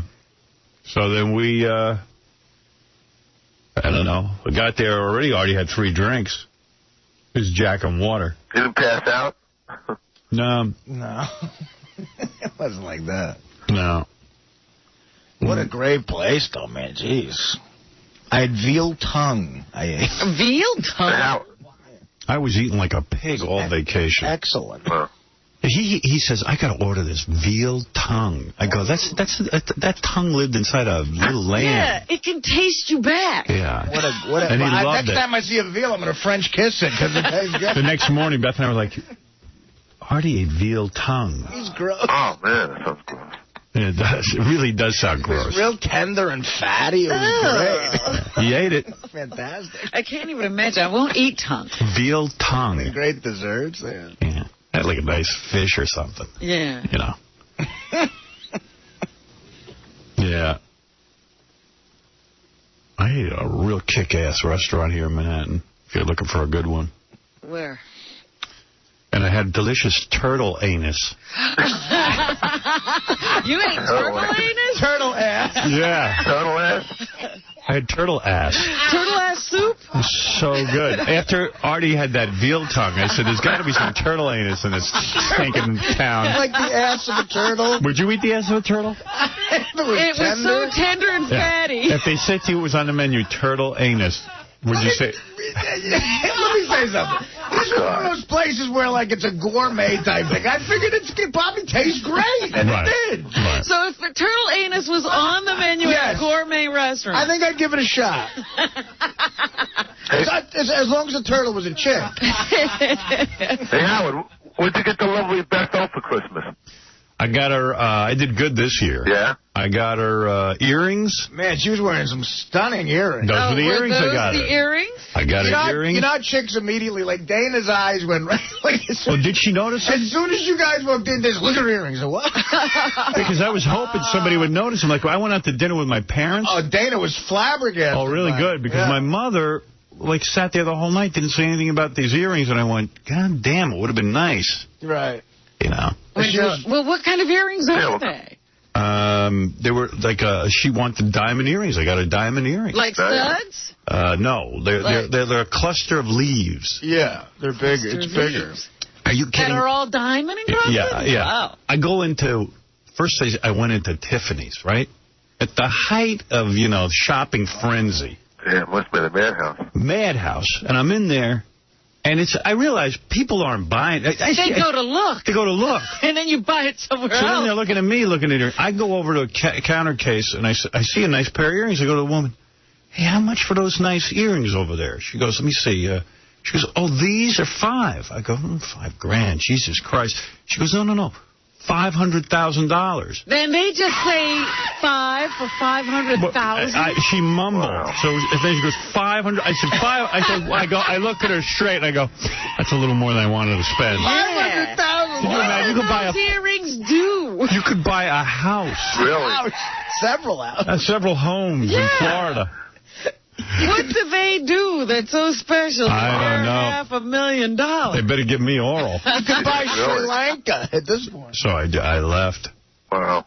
And I told you about the one move I saw the Tiffany guy do when some guy went in there with his girlfriend to buy an engagement ring, because they're good. If they get you to sit down and start talking to them, they'll get you to give up a lot of money. They will, because they make you feel like if you're spending $10,000, you're in good shape. Right. You know what I mean? Well, what happened was this guy said, we're looking for a ring in this kind of a price range, and the woman takes out that little itty-bitty ring. Right, it looks like hell. And slips it on the girl's finger. And she's like, oh, that's okay. She goes, let me show you a little something else. And she pulls out the whopper. Yeah, nice move. And she then takes that little icky thing off and puts this big one on. That's what they do. And the girl is mesmerized. Yeah, well, that's why you got to go over to 𝗵𝐶𝗄𝗿𝗱. I'm telling you, I was thinking about him. That guy's a diamond importer. He'll get you that ring, and he'll get it for you like a tenth of the price. Yeah, and you won't be sitting there looking like a schmuck trying to get the smaller ring. Yeah, but people go for that Tiffany box, you know what I mean? Yeah, I got the hell right out of Tiffany. I was out the door. Goodbye. $500,000. Get out of here. I'm gone. Get out of here. So goodbye. Get out of here. Hey, Howard. Yeah. Switching gears with the big news. Sirius rocketed past the year's end target with 1 million+ subscribers. Yeah. Yeah, I knew about that. You'd be happy about that. I was real happy. They said they had a huge holiday season. Yeah. Yeah, that was great. Yeah, it's great. It was really great to hear. That means like a lot of folks will be coming with us. Oh, definitely. Yeah, I'm happy about that, man. I'm happy about that. I heard something like the day after Christmas, like they installed like 43,000 of them or something. Wow. Yeah, they were flying off the shelves. Nobody even had them. I know. Yeah. That kind of got me freaked out, because maybe they could have sold a lot more if they had them. I know, because certainly the demand was there. Yeah. That's frustrating. Well, they're going to be cranking out more of them, I'm sure. Yep. So that's cool. Yeah. Hey, everybody. Good to be back. Yeah. Nice talking to you, man. All right, Bubba. Love you. Bye-bye. The most sickening part of the tsunami, to me, I brought in the newspaper articles, like, okay, that big-ass wave. Hey, do you remember on Son of the Beach, we did an episode about a tsunami? Yeah. Notch Johnson surfed a tsunami? Right. Now you realize how funny that is in the sense that no one could ever surf a tsunami. Well, wait a minute, though. There was there's 50 guys who survived in one village. Yeah. They were in a fishing boat. So they surfed it. That's the only reason they survived. Everybody else in the village was killed. How did the fishing boat not, like, capsize? I don't know. They managed to stay in the boat and stay upright during, while being out there on the tsunami. Now, how about that friggin' model, huh? I know. It was kind of tacky, though. Like, thousands are dead, and the Daily News has on the cover a model. That's what they're focusing on. It's like focusing on a model. It was making me sick. There was one morning, and Matt Lauer was going like, and coming up next, we have the agent of the model whose pelvis was broken in time. I'm going like, well, in the paper today, 140,000 people are dead, and we're focusing on the agent is going to talk. Let me say this. In the paper today, they got the first exclusive photo of the model laying in the hospital in Indonesia. Did they work on her? Oh, my God. I mean, she looks better than me on my best day. Yeah, she's been through a tsunami. You don't put me in a tsunami and mix me up a little. But it is like the press is going, look, this is affecting good-looking people as well. Well, that's basically what it is. These are resorts where rich people were, sunbathing. The sickening thing about the tsunami, I mean, I'm telling you anything you don't know already, but I got to talk about this, is, okay, the tsunami hits, thousands upon thousands of dead, rotting corpses on the beach. We're all in shock because we're thinking, Jesus Christ, in a minute, our lives could be over. That's right. I mean, you're standing there, and the most, one of the shocking things was that all the animals survived, the elephants and everything. They knew instinctively to get to high ground. We had no warning. They did. See, I think people have that inside of them, but we've lost that. We ignore everything. Yeah. Every sign of anything. We ignore all signs, especially me. I go, what am I feeling here? There was one story of a little girl. I read that. Let me talk about this. Yeah, she was 10 years old. Amazing. This little girl, 10 years old, had been in science class in England, and she learned about tsunamis. So she's standing there with her family. She's 10 years old. She says to her mom, I'm looking at this water. We got to get out of here. We got to get to high ground. There's a tsunami coming. And the mom, said, oh, my God, baby, you know what you're talking about. No, she didn't. They didn't move until she said tidal wave, because they didn't understand the term tsunami. Well, let me tell you something. I was saying, if my kid, I got an 11-year-old, said to me, we got to get out of here, I would have said, listen. Right. Shut up. Get over there. Get over there and shut up. Be quiet. Here's a ball. You know what I paid for this trip to Phuket?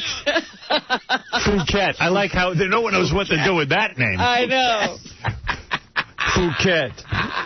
Phuket. Now, can we get into trouble for saying that? Forget about it. No, they're saying it on the news, Phuket. And you know it ain't pronounced Phuket. Because it's P-H-U-C-K. E-T. E-T. They didn't know Phuc. That is a Phuc, that it's Phuc. That's like Uranus. So, I don't know, man. But this Phuket, I read Phuket. At first, I didn't even hear why they were. I said, oh, my God, this is going to be a heyday. Yeah, you were ready to go back to work. I was ready to come in early. Just to say Phuket. This would be, if we were on, Yeah. Oh, forget it. It would be fun. I'd be a lot funnier on Phuket. Yeah. Phuket. So, the horror of it all was not only that I would ignore my 11-year-old if she said to me, hey, there's a tsunami or a tidal wave, but amazingly, these beautiful resorts that they have in Thailand, and who even knew, like who in their right mind would go to Thailand to be surrounded by poverty? I almost went on. I was looking at the Thailand area, looking to get out into the Pacific. Oh, man. Oh. So much for me going there. Good for you. Well, and I got to take a break. God damn it. I want to talk about tsunami and Phuket. And some of the shocking things, but I got to take a break. Let me take a break. We'll come right back. We'll keep going right after these words.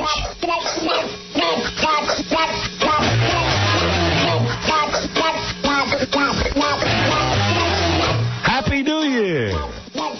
This is The Howard Stern Show. Hey now. All right, we're back. I just want to get back to what we were talking about. We're talking about this tsunami in Phuket. Hey now. You know what I learned on Larry King last night about the tsunami? What'd you learn? Well, about everything that's going on. Did you know that 2 million people a year in this world die of diarrhea? What? No. What do you mean? They're saying that now the disease is coming, and that what happens is people get diarrhea, and that they die from it. And the way they die from it is that they get dehydrated. And the doctor was explaining last night that you never hear about it in this country because, you go to the hospital, you get rehydrated, you replenish your electrolytes. But in your poorer countries, people just die. They get diarrhea and then they die. Wow. You didn't know you had something that could kill you when you have diarrhea. Yeah, I don't even know. Like some guy was explaining to me with a tsunami, I thought it was like a big giant wave that hits you. And then someone was saying that, I don't know anything about a tsunami, but it says that the water just rises up out of nowhere. you know what? I was just saying to Fred, because we were talking about it, there was this woman who was seen running toward the tsunami when everybody else was running away, and everybody thought she was killed.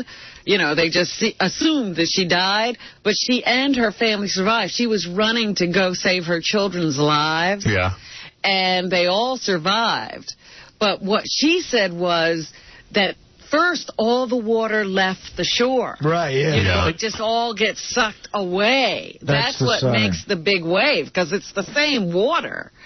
But when the earthquake happened, it creates such a suction, it grabs all the water that's there and builds it into the huge wave and then sends it back. Right. In this incredible force. Well, that's what tipped off the little kid. All the water left, and that's what she had learned.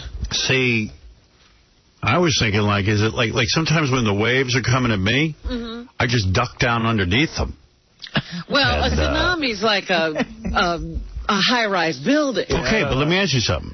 So, like, if I see the tsunami coming at me, right? If I just, like, dive down and wait until the tsunami goes over me, could I survive? No guarantees. But maybe that's a better approach than for me to run from the tsunami. Well, two scuba divers survived, but they had oxygen tanks on. But they were out diving, and they felt it come, and they got pushed out farther, and then it went past them, and they had their oxygen tanks on. Right. But how long can you stay underwater? That's the question. Wow. Does it? I wonder if it brings in, like, sharks and stuff. I think it brings in everything that's there. See...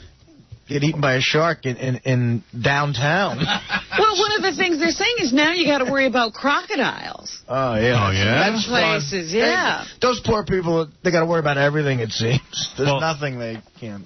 For me, it was like, oh, no, crocodiles. Right. We're poor. Yeah, thanks. We have almost no food, and now we have to worry about crocodiles eating us. Thank you. Thank you, God. Thank you, God, for the crocodile. And those are real religious people. I think they're praying to the wrong guy. They're trying to think about a new religion. There's no communication system in place? That's what we kept talking about. Yes. There are warning systems in some countries set up through buoys of some kind. But not buoy. there. But not there because they're a poor country. And now they're saying, well, maybe we ought to, because this isn't an unusual occurrence for them. I understand why. You want to know something? And I mean this. These disasters are as much the fault of people as they are of the tsunami itself, because people insist in living like on the Andreas Fault. Right. Or in California. In California? It's going to happen there, too. There's going to be the land's going to disappear. People insist on living where they're in disaster. Yeah, like in the South Bronx. They still live there. Right. Howard, well, you know, I mean, California's beautiful and all that. Yeah. But what about those people who live where it floods every year? Or live in the path of hurricanes? They go, you know what? They go, we don't know anything.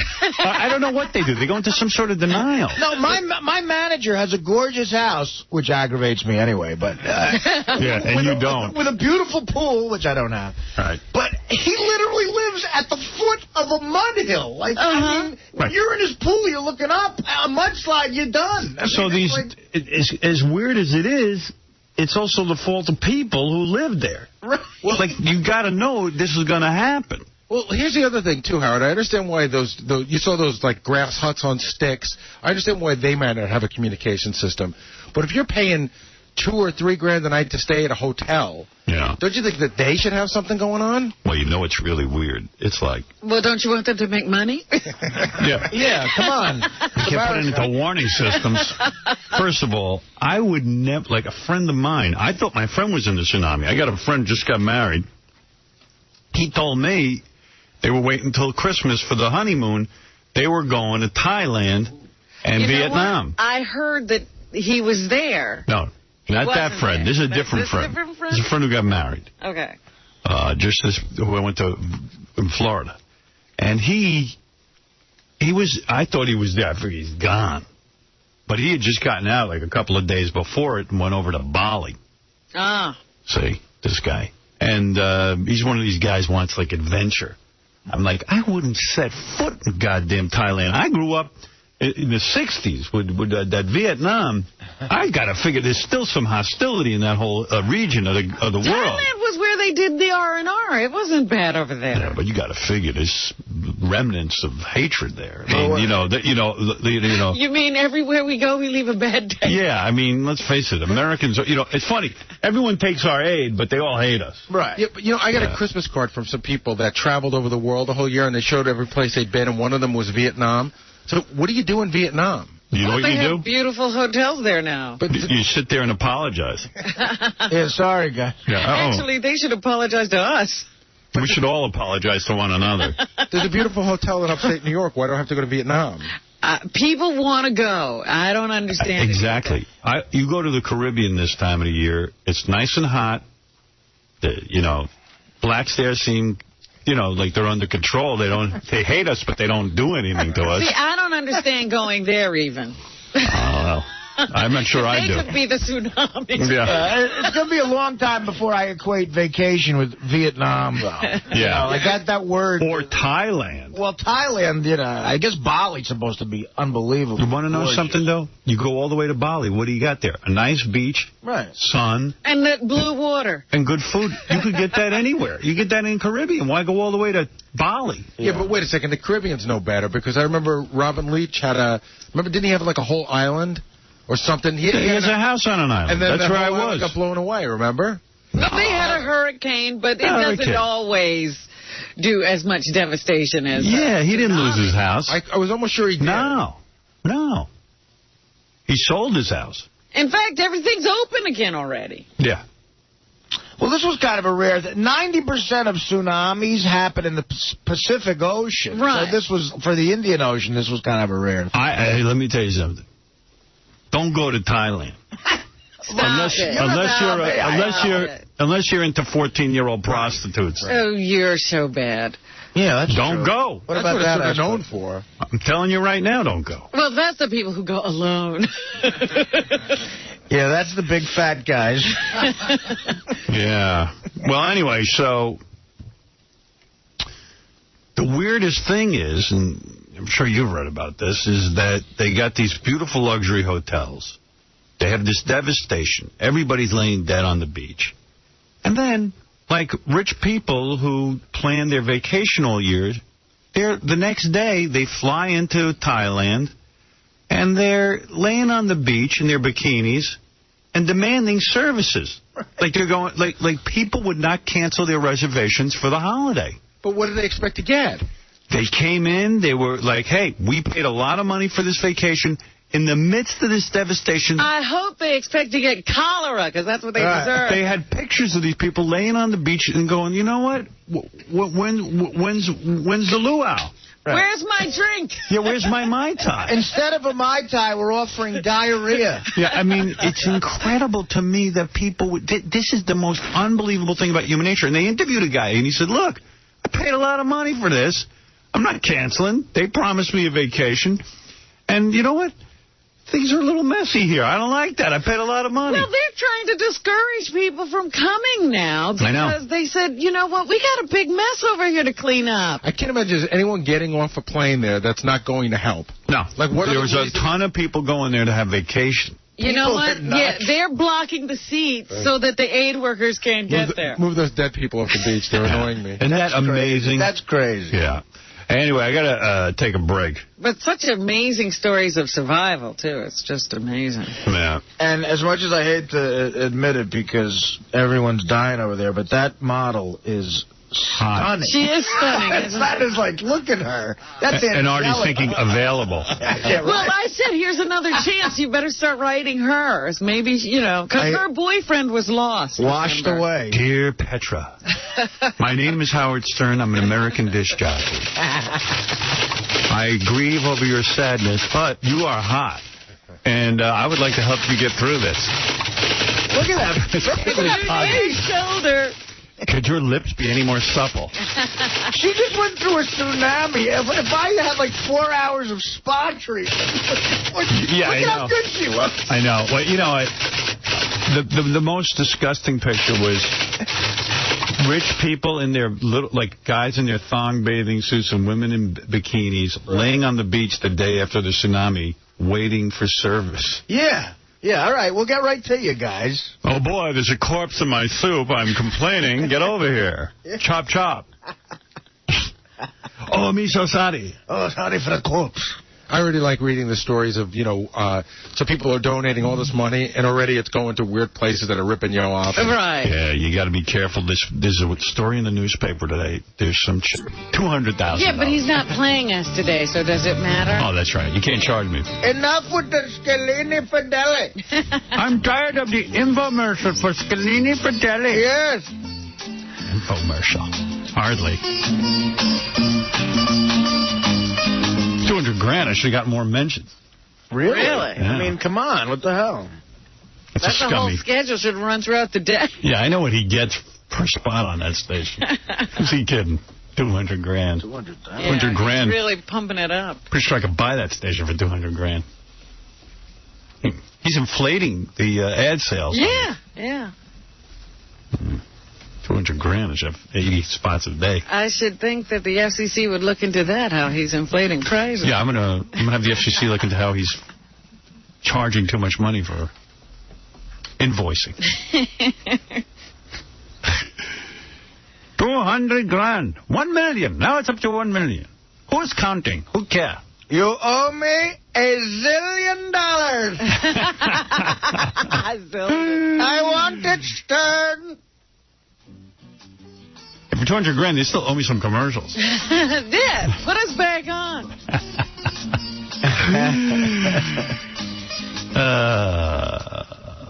Anyway, Robin, you were saying. Yes, the task now is the cleanup after the tsunami, the prevention of disease, and the delivery of disaster aid to the people there and the rebuilding. So, after the president was roundly criticized for not reacting appropriately or offering enough money from the United States, he's now sending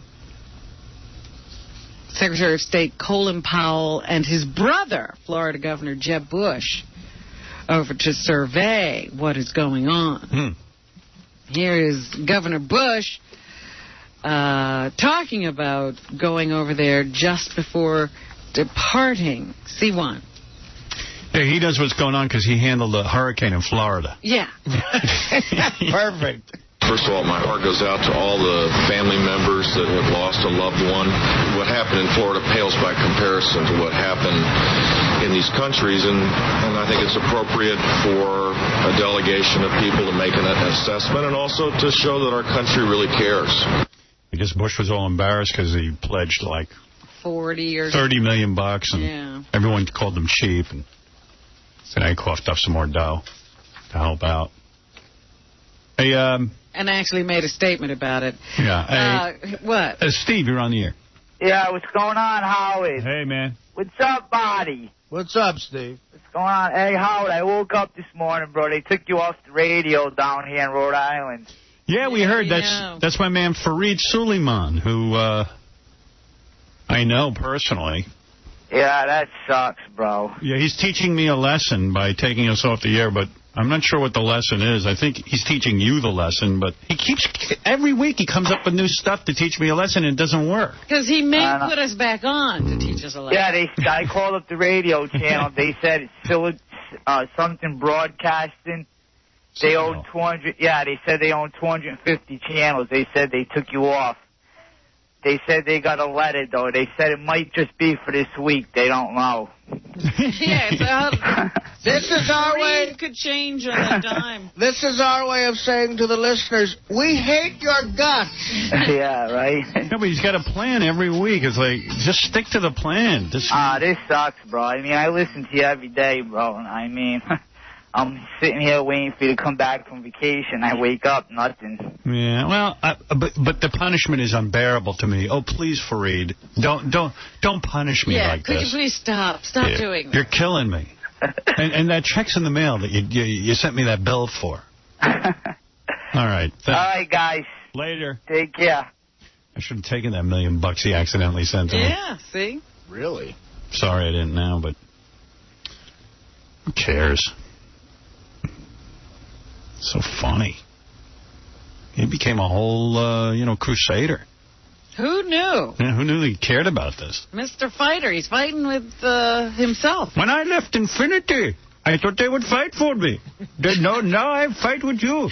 I will fight. Jihad. I've decided to make this my cause. You leaving. Taking you off, I'm putting you back on. I take you off, I put you on. I am going to go on and off. like a faucet. I'm putting on Earl and Anthony. I'm going to put on everybody with Anthony. Anthony and Anthony. Abbott and Anthony. Laurel and Anthony. Anyone I can team with Anthony. Anthony is my base, and I'm teaming everybody with him. Kevin and Bean and Don and Mike and Tom and Lycus and Anthony. Always Anthony. Always Anthony. Always. Harry and Harrison and Don K. Reed. Here's Fareed plotting against me. Ready? Secret tape. You are on, no? Now you are off. Now you are on, now you are off. You thought you were on, but you're off. Now you're on and off. That's him talking to his fax machine. You're on fax machine. Now you owe me $200,000. Now I'm making a copy of my ass. You owe me $250,000. Now I'm cutting you early. Now I'll let you go. Now I'm bleeping Sirius. Now I am not. Now I am charging. Oh, I'm stealth. I don't know what to do. It's like musical chairs. What to do is not do any. I mean, this is not about you. I don't know why he's making it about him. I don't know how he got involved in this war with me. You can't fight stupidity. Is he hurting? Is he hurting or he's not hurting? He decided to take me on. There's only a million problems in broadcasting right now. I am trying to hurt him. I've beaten you by acting like a complete moron. You can't tell what I'm going to do next. I'll put on Opie Anthony. Oh, he doesn't care? Just when you thought you could out-stupid me. Why would I care? I mean, he can do whatever he wants, but I don't understand why he cares so much. You're dealing with the stupidest man in broadcasting. Okay, I tell you what I do. I'm putting on Earl. Yes. Earl and Anthony. Earl and Sam and Reuben and Tom and Lycus and Don and Mike. There you go. Now I've done it. Yeah. And man and cow. We've tried to talk to him a few times, but it's... You get a guy on the phone who's very rational and says, we're going to stop all this nonsense. We realize it's silly. And then he sends you letters. It's just unbelievable. He can't help it. Hey, Zola, you're on the air. Yeah, dude, man. Sal is a freak. I mean, he doesn't only wear makeup just for the show, for E. I was at a comedy show. You know, I go to all of their comedy shows. Right. I walk into the bathroom. He's putting cover-up on his face. He's got a little fag bag full of makeup, and he's making faces in the mirror trying to see which is his best face in case somebody takes a picture of him. Oh. You know what, I knew it because I knew he was putting base and makeup on. I think his face looks a little too smooth. Do you realize when I taped my DVD, seconds before I went on stage, I was sleeping on my jacket? So long. Yeah. You put makeup on for gigs? Artie, do I ever carry a bag to gigs? I've never seen it. I got it done, but I don't know. It's Solo. The guy's a blatant liar who left his wife and kids. Second. No validity here.